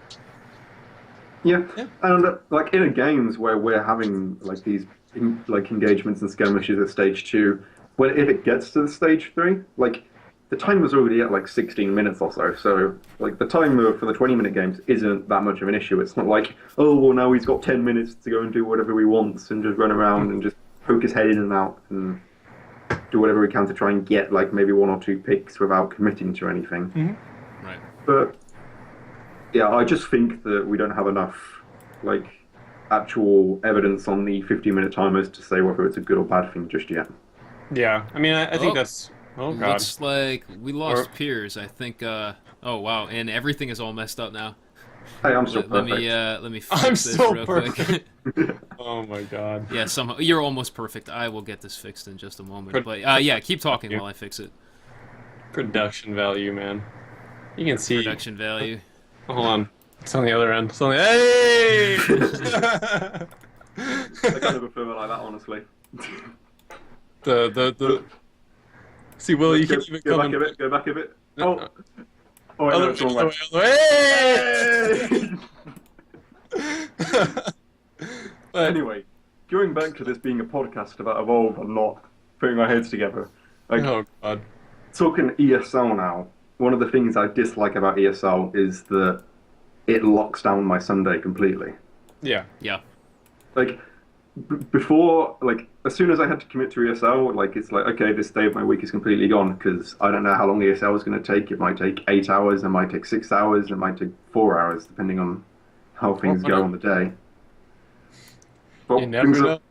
things are getting messed up here. I'll try and stay. I'll try There and you go. stay. There you go. There you There go. we are. Yeah, And it's all done. And then when Pierce gets back, you're gonna have to do it all over again. No, he just messaged me. He's not coming back. Well, what? What I happened? guess he had family stop by last minute. Oh, well, that's unfortunate. So, unfortunately, we don't get to give our goodbyes or let Piers give his final say. We're just about to get to his bit. Yeah, I His know. topic. I'm so mad. Yeah. Well, That's too bad. I was glad Pierce was here, so that was good. But do it. We'll do it for him. we'll do it for him. Yeah. Yeah, I mean, I think we've said enough about all this, ESL, EHL, all that kind of Well, stuff. We kind of. Just finishing what we were talking about then about ESL being every Sunday. Like one of the things which I would like is if you have a tournament like that, it's every fortnight. So every 2 Yeah. weeks you have this tournament. So at least then you actually have a Sunday free every now and then so that you can do what you want. Because right now, like what we're all doing is we're all operating on a 6-day week sort of thing. Yeah. Like Yes. especially you because all we have is the morning on the Sunday, which Yeah. a lot of gamers don't have a morning on the Sunday. Yeah. It's. They're up late on the it's- Saturday, and then it's just I just dislike how much time it takes up. Yeah, no, I agree, and I think that'll get better as we go along. And I think once, this is going to lead into the next topic, but I think once 2K kind of steps in and does their kind of thing with the scene and says, "Hey, this is how you play Evolve competitively, and this is how you got to get into it," and whenever they do announce a LAN, which I hope they will, like we Hopefully don't. soon. Yeah, like again, we don't know anything, right? Like no one. It's all up in the air. Like we're- all we have is like rumors that potentially we're going to be getting this LAN. But Yeah. maybe not. I Like, mean, we don't you can assume, right? Like they did PAX, and this is where Pierce was going to talk about what it was like playing Right, in at PAX PAX. East. What it was like being a part of a team in a LAN. You and him specifically, Dan. I guess we can kind of talk about it now. Like the first Evolve LAN, aside from Chappie. Okay, the first PC Evolve LAN. Well, Chappie, I think wasn't public though. Did they have an audience for Chappie? I think that was in a private room. I mean, they were Yeah, they actually, were yeah. local, Right. but You're right. It didn't have an audience. So I Yeah. guess the first LAN with an audience. And Yeah. PAX East was a good example of a lot of things that Pierce wanted to bring up. But, the show must go on. So, but yeah, Dan, I mean, just kind of talk about like what it was like playing in that that LAN event and how it felt to actually win the LAN event as well. So I mean, as Pierce said, I know he would have wanted to say it was the most fun he had ever had in his entire life. And I've been to other live events before too, and they all really rank up there as some of the most fun events you can ever have. It's just amazing, the thrill of the experience, the competition, being there live, being up on stage in front of a huge audience of people. I mean, it's nerve-wracking and it's amazing fun and thrilling. It's a massive adrenaline rush all at the same time. There's really nothing like it. Obviously, there are some issues that come into play anytime you're at a LAN event. It's always been said that at any live event, you're not only competing against your opponents, but you're competing against your environment as well. Yeah. And the same was true for PAX. For us, it was the audio. The audio was downright terrible. Yeah, you couldn't even hear directional audio. No, you couldn't hear anything at all. Half the time, you couldn't even hear a monster evolve. Yeah, that's a huge thing in Evolve. Like how much you get from the audio, right? Because as soon as the monster evolves, you kind of like know exactly where he is, or at least the direction he's in. But then going down to stuff like when you hear the monster smell, so you can that's a big one. People like as soon as I hear the monster smell, I'm like, okay, he's behind that rock right over there. Yeah. And The game was designed with audio in mind. Yeah, my team is now now they know that if I say that, then I'm 100% right all the time. like at the start, someone was like, "Are you sure? Are you sure? Are you sure?" But like now I've proved myself enough that stuff like that just makes a huge difference in a competitive environment. Or spotters. I mean, you have a wildlife called the spotter. They squeal whenever the monster is near them. Yeah, I don't know how much people use that in competitive. I hope they do because that's basically a second birds. Yeah. Right. Exactly. And just stuff like that. Like if you don't have that in a LAN, then that's completely. Yeah, and I think that's the thing. And even watching PAX East was a lot of fun. Like just seeing all the people there were the greatest players in the world. But really, I'm just going to talk about the finals because that was the best. Like KPB versus Pushing Daisies, that was cool. That was fun to watch. It was exciting. It was back and forth. It was something that people can look back on and say, yeah, that was competitive Evolve. That's what we want, right? It was a good show. Yeah, it was a good show. Because as much as we are competitors, we also have to understand that we're entertainers at the same time. We're entertaining an audience, and if we don't give them these enjoyable matches, then part of our role we have failed in. Yeah, exactly. No, I hear you. And that's what is going to draw 2K to want, because it's a business, right? This whole thing is a business, and if they want to be successful in this scene, they need to draw people in, and the best way to draw people in is with, high level games. Watching those games, watching ESL Sunday, stuff like that, when ESL 1 was or the monthly finals was casted by Demon and Pansy, they got exciting games to cast, right? Yeah, and you were fanboying so hard that whole day. I remember. Hey, I wasn't the one fanboying. Oh, come on. I think Demon was fanboying over me quite a bit, but I'm okay. Yeah. Challenges right on him like the second trap. Yeah, I mean, stuff like that was exciting, right? And even Dan, last weekend, despite all the bullshit, we had some really cool games. Some really exciting games. I don't know, it's just amazing, right? It was amazing to have those close games. The MedLab map match versus DTR and Legendary. Yep. That game was ridiculous. It was so fun to watch, to cast. I don't know, it was really cool. It was really cool to see. I don't know. Imagine a game like that on LAN, or imagine. I'm not sure how many people in chat have actually seen the game, but in the monthly finals, Hard on You versus Epic's Weather Control, where it was me against Paul when Paul was playing Wraith and he had 1 bar of HP left, and it was literally a 1v1. And I came out of it the victor. Imagine the emotion after that game if you want a LAN environment. Because I went crazy and I was in my house. Yeah, there's. I mean, I've even had it too, on stream. I've gone crazy over a win. Taking all that stuff and then you see it. You see the people reacting. one thing I wanted to talk to Pierce about was like what it was like to go through the emotions of being down 0-2 and then winning 3-0 in the next 3 games. Yep. Like that was a crazy moment for you guys down at PAX, and that's like moments that people want to see. You want to see those crazy stories. You want to be able to talk about like we'll have water cooler talk or whatever the next week. Like, oh yeah, I watched the LAN and like that's what I saw. It was so cool. I want to play Evolve now. I want to do what they did. Right, exactly. Yeah, we need to showcase those sorts of amazing emotional moments that really get people involved, and like you said, make them want to be a part of it. Exactly. Like that's the big thing, right? Like you want to have an interest in the game. You want to have a reason. Like one thing Pierce brought up to me before we started was like he doesn't feel he has a reason to compete right now because there's nothing really going on. Like ESL, money, whatever, but it's like.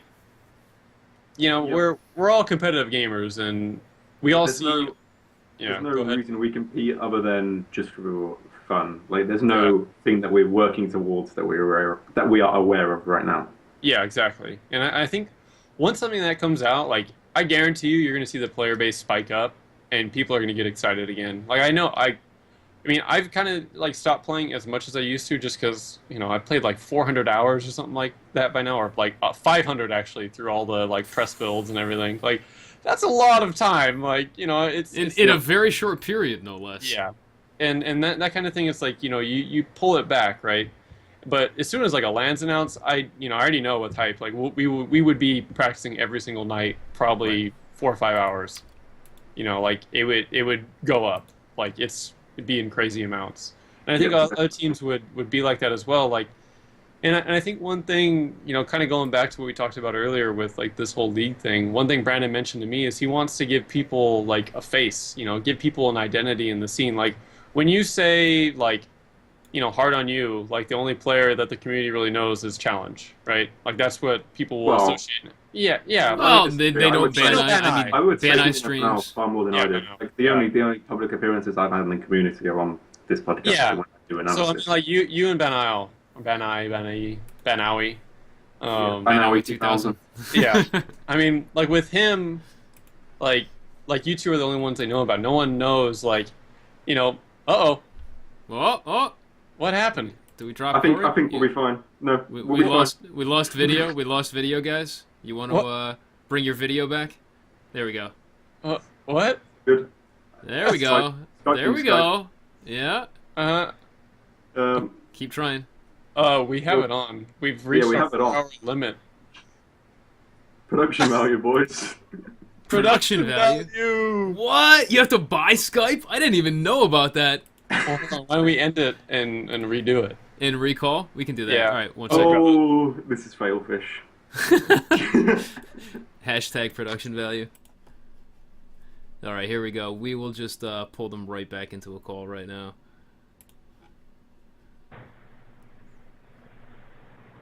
All right. Hey, we are back. Oh no! I think we are.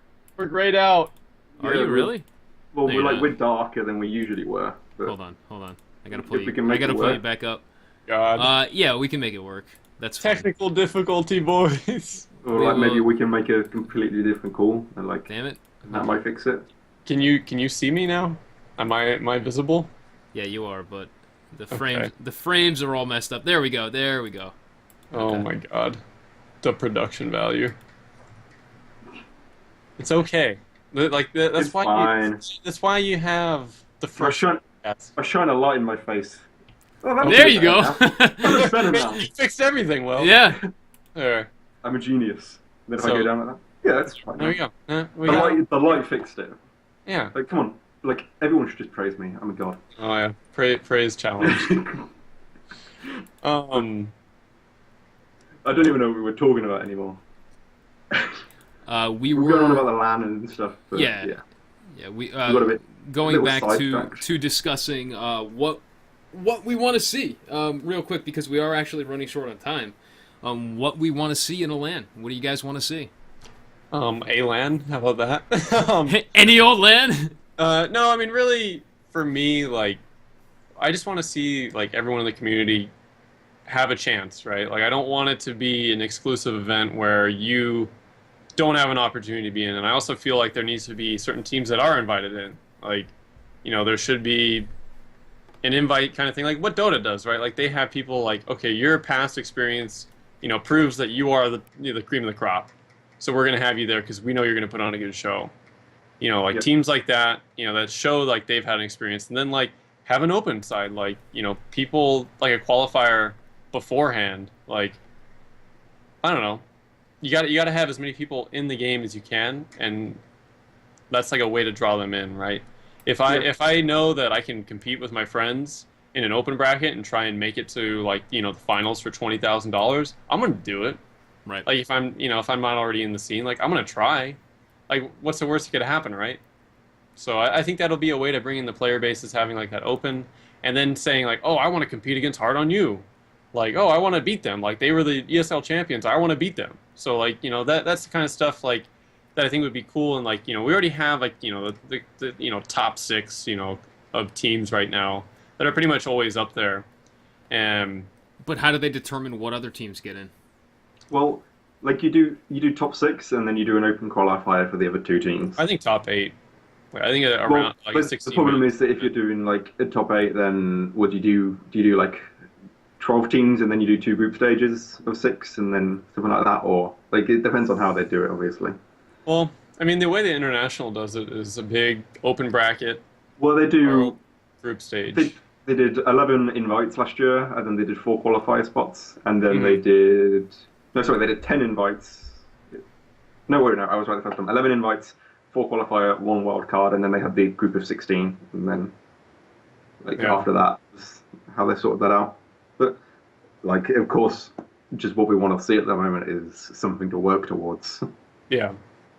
Like, I guess that's the big thing, right? Like that's what a LAN would do. Like if you give the opportunity to the community like to get into this LAN, it's the big thing, right? Like that's what you want to work for. That's your goal now. Like you have a goal outside of the game that you want to be a part of. And I think Yep. like once that comes through, and like once we get to that point, like I think all the big teams right now like should be able to go to this LAN, and then we should have like 4 invite spots. Like I don't know how big they want a tournament. I don't know what they're planning, obviously, but I just want it to be big. Like I just want it to be ridiculous. $100,000 prize pool. Give it. 10 million, just 10 million, no set for problem. life. Yeah. Yeah, I mean that's a little reaching for the stars there, but Man. it needs to have the player base and the viewers watching to support pools that large. I So think they we, would. We kind of have to build it up to that point first, Yeah. right? Yeah. I think that's the whole thing, right? Like if you announce like a $20,000 tournament, like Chappie had like 20K for sure. 20K viewers, like for Evolve, like that's really that's awesome, right? Yeah. And if we've already got like this competitive scene built up, and if you like people like big numbers, like that's why they watch Dota. Like not a lot of people understand Dota. A lot of people will just tune into the international because like, oh, I want to watch someone win $5 million. Like It's if like you the put up, Super Bowl of esports, pretty yeah, much. exactly. Like, people watch a Super Bowl and they have no idea what's going on. Like, okay, just keep stopping starting. I don't know what's going on, Right. but yeah, just go, because just of the see. hype behind it. And Yeah. Yeah. Virtue in chat actually called it perfectly. All they need to do is start the pot with like 100K, well, or whatever. I'll say whatever value. Maybe 100K is too high, but here's the big part. And then make a skin sale that adds to the pot to let the community fund it, just like Dota does. And look at how big some of the tournaments in Dota have become. I mean, we just had the Asian, the first the DAC, the Dota DAC, Asian Championship, I think it was. Yeah, Yep. Dota Asia Championship 2015 had the third largest prize pool in esports history, only beat out by 2 internationals. Bigger than any League of Legends event even, and that was community funded from I think skin that's wrong, sales. actually. I think the only tournament that eclipsed it was TI4. I think it beat Oh, TI3. Yeah, I think Oh, it's. did it I think, beat I think three? it beat. Yeah, Oh. I think it It did. was something Okay. like 3.2 million USD. Yeah. So yeah, higher it was than pretty TI3 was. Yeah, absolutely ridiculous and funded by the community. Hmm. So I mean, I think that's one thing to consider. I don't know if 2K's considered it or even thought about it, but like crowdfunding is a pretty big thing like in esports nowadays. And I know, like I would like, hey, there's $4 extra right there. Right. But I think a lot of people would get behind it and say, yeah, like I want to help out the competitive scene and I want to compete, like, and I want to show that I support the competitive scene. Like, Right. make a skin pack for $10, and give a skin to like all 4 of the hunters, and then I don't know, and then have one for monsters. Have like you're choosing sides, and then like the community can compete against one another. Like, oh, who bought more of the monster pack? Who bought more of the hunter packs? Stuff like that. Well, Like I yeah, think there's ways just to take do a it. look at how Dota does it with Yeah. the book that you buy for the compendium for Yeah. any of the TIs book. or for DAC. Yeah, I couldn't remember Yeah. the word. The Yeah. book, the compendium. Yeah, but do it like that. Yeah. Where The they have book. stretch goals, Yeah. just like on a Kickstarter or something like Yeah. that. We meet this stretch goal. We'll add this in. You'll get Yeah. this extra skin. If we hit this mark, we'll do this crazy thing to Yeah. like actually add into the game. Mhm. Dota does the same thing. We'll, Yeah. if we hit this stretch goal, we'll give you, what was it? The Faceless Void. Region. Yeah. The Stuff remodel, like that. the Arcana, or whatever. Yeah. It was, Yeah. Like anything. I mean, yeah, like that's good. All good points, right? Like hopefully they look into that kind of thing and consider something like that, because I'm pretty sure everyone in the scene would want to build it up. And then even with the land, I'm gonna have a little bit of bias here, but Black Ages better be casting it. No, Well, I appreciate it. I thought Demand and Pansy actually did a really good job. And, Yeah, no, I'm like, I think we'll no actually cover that later, since someone asked a question about that when we get to Q&A. Yeah, like, so I that's want- all I'm going to say on that for now, but I liked it. I'm gonna pull up the Q&A thing. Oh my god, all these questions. Yeah. Yeah, we have quite a few good ones. And remember, to anyone in the chat right now, if you do have any questions, we are just about to get into the Q&A. Make sure to fill out the form, and you can send your questions to us, one of the mods, or you know what? Actually, I can just do it myself. There we go. So, first thing I have to say is I assume I should avoid these first big questions. I don't think those are from. I don't think those are from. No, chat, no, are they? no, those are not from us. But I do. But the third one is actually quite valid. What is it like being the TRS teacher's pet and getting to see special stuff? Oh my god! You shut your mouth. Oh god. Well, I'm not. No comment. Plead the fifth. Plead the fifth on that one. I like this question. It's from Nightmare. I'm going to answer it. It is, do you think that Evolve will ever receive the sponsors and publicity it needs? Because currently I don't think there's enough people even playing nor watching Evolve for it to transition into an esport. Could you give your opinion on the matter? If you think that, I don't know why you're playing in it. I'm going to say that first. I think all of us think the game has potential, right? Or we wouldn't be we would be otherwise wasting our time. Like, I'm not going to commit the amount of time I have into anything, like, if I don't think it's going to be successful in some way. Like, obviously we're at, like, a bump in the road, right? Like, it sucks. Like, yeah, the people can look at player base and stuff like that and complain. But I think the best example of this is, like, CSGO. Like, imagine if you were, a CS Source player or something like that back then, and you saw, like, the CSGO launch. Like, it wasn't the number that it needed to be to beat out Source.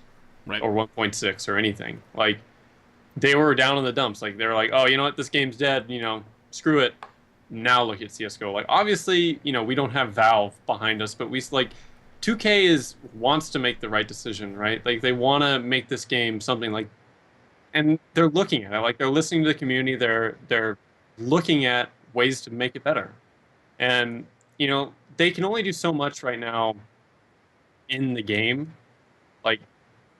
Like there's only so much they can do at this early stage in the game. Like, the game needs to be balanced first. Like, and fixed, because there are inherent issues. Like, the monster win rates in ESL is ridiculous. Like, it shouldn't be that way, even at the high level. Like, yeah, some 100 teams, like, you could say don't play at the level they need to, but, like, I don't know, like, there's just some weird shady stuff, like, I see, and it's like, I don't know, like, you just we need to reach a point of balance before, like, any of these big lands can even happen. And they want to do that. Like, that's apparent. Like, they want to make the right decisions as far as balance goes and all that before we get into it. And like, to go back on, do I think I don't know, do I think sponsors will ever transition, like, and make it in this game? I'm gonna say yes. And I think a lot of sponsors are interested in the game, and I think a lot will be as soon as a big LAN event, comes up, because most sponsors will put in their contracts, like, hey, you give us a cut. And if you have big prize pools up there, they're going to want to sponsor teams. They're going to want to get their name out there. So I think that's coming. Just, it's going to take time. Like, you can't expect the scene to be, like, crazy big and huge, like, just tomorrow. Like it's going to take time. Like all great things come in time. So that's my question that I got to answer. Well, the answer to that question is you put money out there, then teams and players will flock to your game. Oh yeah. Oh yeah, without a doubt. Mm-hmm. So It's like when it gets to the international. Like there is no team at the international which isn't sponsored by someone. oh yeah. Like, Right. because they want to have their name out there for such a big event, and like an event like that, like you would get teams that would be sponsored, and I would say that 90% of the teams at an event like that would be sponsored, like at an Evolve LAN. Yeah. Oh yeah, I yeah, agree. they absolutely would be. In a heartbeat. I think if they were not sponsored already, then they would be going into the event. You know, some team out there, some official sponsor team, is going to look to get their name out there by picking up an unsponsored team. Yeah. Yep. And I just want to, because I see this in the chat, like people are saying like that 2K is like leaving behind the game. Like, I mean, come on, guys. Like, let's be real here. Like, they made an investment in the game, and they want to see their investment flourish. Like, they're a publicly traded company, Right. and what that means is like they need to get continual investment, and they want their game to grow. And esports is a way for a game to grow. Like, trust me when I say they are not stupid. They know they want, like, everyone makes mistakes. Like, everyone like focuses on the past so much, but like the future is what we're talking about. Like, yes, we could all talk about how we disagree with some things, how we like some things. Like everyone's entitled to that. But we're talking about the competitive future of the game. And I think that 2K wants to give this game a competitive future. I don't know, like I can't think of anything that would say that they don't. Like it's just you got to wait for the right time and the way like to do it. Like they can't just make it happen like that.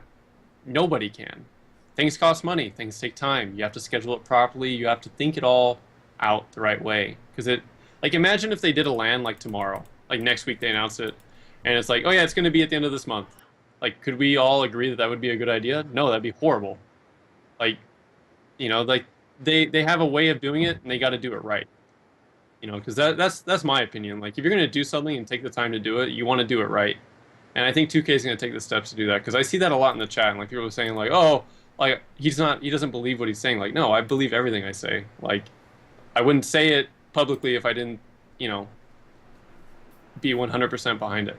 Yeah. So, sorry to add in to more of the time that I took up of QA, but you know. No, that's fine. I mean, the next bit. we can jump. We can jump from each of us. I guess we can each pick out a question. So, Challenge, you can pick out the next question from the list. And by the way, guys, if you do have a question for any of the casters here on the show, we'll just get that link posted one last time. Go ahead and fill that out real quick, and maybe we'll do what we can to try and get to you. We are pressed for time, so we're only going to be taking a few of the questions here from the list. But Challenge, why don't you go with the next one? Well, there's one question which is, what do you think we, the viewers, can do to help the scene grow? Oh, that question's I had my mouse over that. I was like, I want to choose this question, and no, you just ruined it. Okay, that question's for last. But Yeah, we'll get to that one. will be coming last. So For those who don't understand why we're laughing, I typed in all caps right after that question. Great question. Let's do this last. God, it was such a great question, I had to pick it. Well, we'll let you pick it, but we'll just do it last. So pick another Okay, one. well, there's another question which I like, which is, do you think the game could possibly have a free-to-play version? Do you think this could help the player base? Well, I think the way that games are now is that for a game to be as successful as a game like Dota is or League of Legends, it needs to be a free-to-play game that you can then like or buy more into accessible. with skins or like boosts or whatever. Like, I think that's like what is making games so successful at the moment. And the market for skins and the market for stuff like that, or consumables and cosmetics, is so huge right now. Like, even in this game, people buy a shitload of skins. Like, you always see like monsters running around in matchmaking and hunters with all these different skins on, and just people love it. So, yeah, I think the game could be successful as a free-to-play game. I don't think you can have two versions of the game be supported at the same time. Like, I don't think you can have a free-to-play version and then have the paid version, which is what we have right now. They would have to switch. They would have to get. Yeah, I think that like if they wanted to do a free-to-play version of it, they would have to do like a complete relaunch and do like an Evolve 2. But even so, like I don't Yeah. even think it has to be free to play games. I think that games which just don't have this $60 price, like this $60 price point now, are Right. like a big thing. Hmm. Like we Look look at at stuff like CS:GO. Counter Strike, which is like you have to pay for it, but it's quite a cheap game and stuff. Yeah, But it's like $15 plus it goes on sale all the time. Yeah, it goes on sale around tournaments. You know, yeah, hint, I hint, just wink, Ah, wink. yeah, I So, just think that stuff like that, like I yeah, don't think you have a massively successful game without like having some sort of easier way for people to buy into it. yeah, yeah. No, I agree. Like, I think that's coming, right? Like, the game's been out for 2 months, and there's even been some sales. Like, you can get it off Green Man Gaming. Like, they do individual sales for Evolve. Like, but eventually it'll be there. That's not in our hands, right? That's 2K, and they're gonna make the right decision because they like again they want the game to grow, right. like, and the game has sold well. Like like Turtle Rock is hiring people, like they're hiring, like that's important, guys. Like that's so huge. Like that Turtle Rock would be hiring more people in the company. How often do you see that happen Yeah, after a game comes out? They don't hire more. Usually studios lay people off. yeah, Usually you hear Yep. about the layoffs and stuff. I mean, they're actually hiring. That's huge. That is so good for the game. That shows you that there's a lot more people playing the game than most people in the competitive scene, or at least in the Twitch scene, I think, Yeah. think are actually playing it. yeah. Like, and we're also having a narrow scope. Like we're just looking at the Steam charts because that's what everyone does. Right. Oh yeah, Like- yeah. Let's like- get that out there since everybody knows about Yeah, it. People just like- look at the Steam charts, but Like, that doesn't look, tell us about Xbox. That doesn't tell us about PS. And that also doesn't tell us about, if I'm not mistaken, it does not tell us about anybody who has a private profile Yeah. on Steam. Yeah. So I mean, the numbers are pretty close, but again, like, just everyone needs to relax is a big thing. Like, it'll get there, and the company is making the right decisions they need to make. They're working towards that goal, like of making this game competitive, and that's the big point. To take away from all this. And that question, and I guess this kind of, I mean, I don't know, Dan, if you want to pull another question, but I'm a little short pressed on time, so I'm gonna, hit the stopwatch a little bit. But I think we're Yeah, ready we'll to pick that one last- more, and then we'll get to that last question. Running out of food at that barbecue. Hey man. Okay. So you know what? I'll cover the question I said I was going to cover, which is actually from Tattletale in chat. What does everyone think in general of the casting for the ESL monthly finals? Was it a great idea to get in the quote-unquote legends, or should they have casters who actually know what is going on? I thought it was amazing. I loved actually listening to Demand and Pansy cast. I thought I actually learned a lot myself, just about casting in general from going back and listening to the way that they did things. Sure, they didn't know as much about the game, but I think that they still did an amazing and entertaining job. And ultimately, that is the job of a caster, to be entertaining. That's we're here not to put up some sort of competitive game like the pros, but to entertain an audience. And they did that in spades. Yeah. And I Like- think that's the big thing. Sorry, Will. Go ahead, But dude. the big thing for them is to bring in new blood. Like my friends from League of Legends watched those finals because There you Demon go. was casting. Yeah. Like, I'm sorry. Like I understand. Like they did not know everything, and they called Cabot's railgun a rocket launcher for the whole day. But like Pansy, I know. Like she talked to Hard on You directly before like anything. Like Yep. she was messaging Van Isle about some stuff and saying, "Hey, like what's going on?" And you guys referred to Kraken as the CZ75 before the nerfs and all that stuff. So we put it in a way that she would understand stuff, and like they took the time on their own. Like they didn't play a whole lot of the game, but you can even go on the ESL website and look. Demon showed an interest in casting this game back in October. Oh, really? There's an I wasn't aware of that. interview. I don't remember if it's October, but it's back around the big alpha. But he expressed an interest in casting this game, and those kind of people, like they put their passion, like that's their job. Like they're passionate about what they do, and like those casts were great. Like they didn't know every single detail, but I don't watch it. Like I don't care about that. I want to watch it because I want to enjoy it. Like that's what makes League of Legends fun for me to watch. Like their casters, they do not know a lot about the game. Like they have their analysis guys here and there, but they have people that are fun to watch. Like that's what you need to have. Like it's not so hardcore. Like this is like that's why Evolve is struggling because it's so hardcore, right? Right. You need to have people like Demon who can make a lightning gun going off on a Kraken sound exciting, which, like, that's what he did. Yeah. And Will, like, Or, going an back and assault watching it. chasing after a monster being really Yeah, close to exactly. exciting, which, I mean, you did a good job. Yeah. I mean, like, that kind of stuff is what's good for the whole scene. And that's why it all worked, and why it was a successful Sunday for us. Like, that's the first Sunday, we had so many new teams or new players come into the Go for Evolve because of that. And that's the whole point. Like, it's to broaden the exposure of Yeah. Evolve. That that's what they did. It didn't do anything but help. Right. So that's the way I see it. So Yep. your question, or you want to wrap up on this one? I'll just say what I was going to think about that. And there's a reason why they are paid to cast games, and that's because they're fucking good at it. Yeah. Yeah. Like, Pansy was speaking to Vanille, Demon was speaking to Saracen, and like, they really did give a shit about what they were doing. Like, sure, they're not going to have the level of understanding of the game that someone like Aegis would, or the level of analysis that I would. But then again, does someone like Toby1 and Dota have that understanding either? Like, what they did in the time they had. 4K. Yeah. Like, for what they did in the time that they had in order to learn, like, they did an amazing job. And I would be happy with them casting again. Oh yeah, me too. Especially Demon. Yeah, Little definitely. fanboy. I think both of you Yeah. are a little bit. Both of you coming from playing League of Legends. But all right, moving on. Challenge. Do you want to cover the final question, the one that you wanted to jump to? Well, I think this is a really good question. What do you think we, the viewers, can do to help the scene grow? Exactly. So, what can all of you out there right now in chat do? Well, I'm just looking at chat and I'm going to speak about it, but I think the one thing that this game doesn't need is negativity. And I'm going to say this honestly, like, I've had moments where I was really pissed off and I've, bitched at Brandon and, him directly, like, and I've said, like, oh man, this is a problem. This is like, why is this happening? Why is that happening? Like, I've been mad, but that does not help anything at all, getting mad.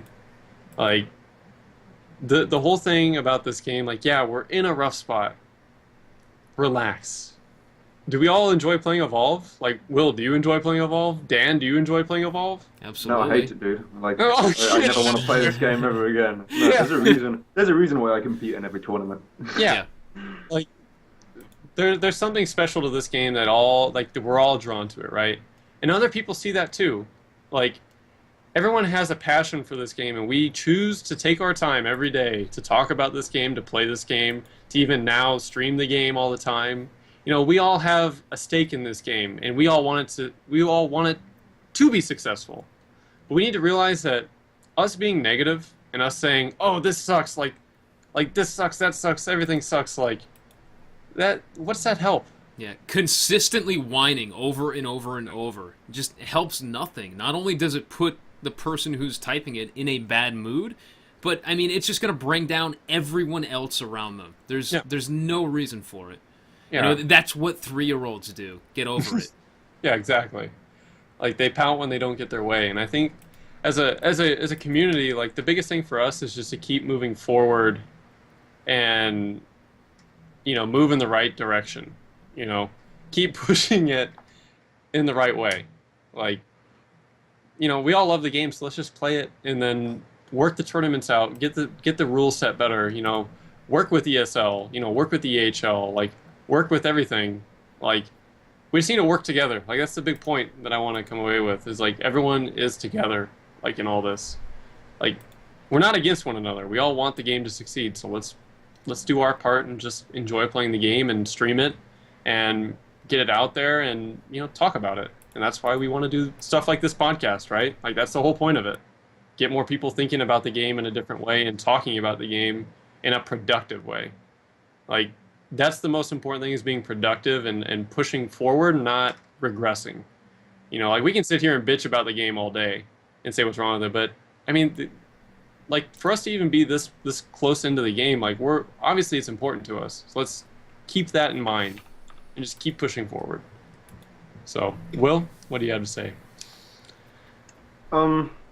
Well, as a viewer, you are entitled to an opinion, and your opinion is just as valuable as players is in some situations. Like, if you have an opinion that, hey, like, I don't like that this is so spontaneous, and I wish that like I could tune in and watch like when I knew it was going to happen, then that's good. Like, if you have an opinion that like you think as a viewer like this is important and this will help improve the scene from a viewer's point of view, then like go for it and tell the people that need to be told about it. Like you can easily get in contact with some of the people at Evolve Hype, or you can get in contact with Dan here, like, Dan being Black Aegis for those who don't know, and like they are really good at not only listening but also forwarding these views on if they think and they agree with you that these are good views that need to be like implemented and into the leagues and stuff to help grow the game. So yeah, that's just what I have to say. Yeah. And Agree. I would also say, as well, as far as anyone else who wants to help grow the scene, on top of everything you guys said, help promote things. Get on Twitter when Evolve Game tweets something out, retweet it. Spread it around to other people that you might know in your social media. Get on Reddit, help promote good threads, so we don't have to deal with all these. Like I don't even know what they are. Downvote bots that just randomly downvote good threads. Yeah. I'll talk about this briefly. We actually had a test with Saber because. Stop. Well, I mean, I guess No, it we wasn't really should. that. It's ridiculous. It's ridiculous. Yeah. So we should talk about it. Him trying to promote the Evolve Hype League, which is something awesome that we're trying to do to build up the community, gets probably about 50% downvotes. And when he makes some ridiculous imager, it gets like over 100 upvotes. Like seriously, guys, just get on Reddit and help upvote it. Yeah. It just simple stuff like that. Not a specific person on Reddit. It's Right. just saying like Right, promote. Like we want the community to promote good content and promote the competitive scene. Like because there's rules on Reddit where you can't like ask for like that's where I said stop. Like, you can't ask directly for upvotes is what I mean. That's a rule on Reddit, right? Like that's not what we're asking. Like we want the community. You're right. I don't read Reddit. That's Yeah. why I don't read it. I do. So that's why I'm like, hey, wait a minute. Oops. We could get banned. But no, Whoops. like Yeah. the way you said it wasn't implying that, right? Like we're implying like No, if just get you and see help out. Like someone- upvote shit that you like. Yeah, like if you see someone promoting like if you see like a competitive thing like when the ESL does the Go for Evolve thing, like we need that to be at the top, and it has been, right? And if you see someone having a good discussion about the competitive scene, don't like say, oh, this sucks, like talk about, okay, what can we do? Like what is it that we can do? Not like, oh, it sucks, give up, oh no. Right, yeah, I mean, Like- even if you disagree, respectfully state your disagreement Yeah. like an adult, not like a child. Exactly. No, I agree. I mean, that's basically the one thing I want everyone to come away from that little topic. But I hate to call it, but I'm on a time limit, and I think we've reached it. That's fine. I think- I definitely think we have too. Let's I think quickly actually close there things is- out. There is one last question which needs to be asked. Oh no, God. what is that? I can tell it's a joke. Insane. I'm trying to learn to play Wraith, and I just have one question about the skill rules. Let's hear it. Oh my god. I think we can leave it at that. Yeah, I think we can leave it at that. All right. We'll leave it at that. So let's close out real quick. Challenge. Oh my Do you have God. any shout outs, any promotions, any final words you want to say? Shout out to my team. Call out to Insane for being a bad monster player, and he should learn to play the game. That's it. There you go. All right, Corey. Yeah, shout out to evolvehype.com. If you guys don't know, new team. Oh god. Sorry. so loud. That's professional. Yeah, professional. But yeah, check them out. Get involved with the league. EHL, there's an open section so you can play in it. Be on the lookout on the forums and on Reddit for any news of new leagues. I'm going to be talking with Brandon, helping him out with that and getting that out there to everyone. I am going to try streaming again. I just kind of took a break from it. Was kind of putting a lot of stress on me that I didn't need to be there. And what's your channel, in case people don't know? Oh, wow. Twitch.tv/insane521. All one word, as in my name right above me, right here. So, pretty easy. Yeah, I'll be... You could post it once. You don't need to post it 4 times. Go right there and follow him right now, guys. We will be rotating hosts every week, so next week it will be on Insane's channel, so make sure you're following him. Oh man, I gotta get the graphics right. Ugh. Oh no, I'll be hosting it through your channel. Oh, okay, That way, yeah, that way yeah. you don't screw it up. Oh god. But yeah, I mean, just and yeah, and I have Twitter, but I don't really use it. Just follow me on Twitch if you want to see anything from me. So yeah, that's pretty much it. No call outs?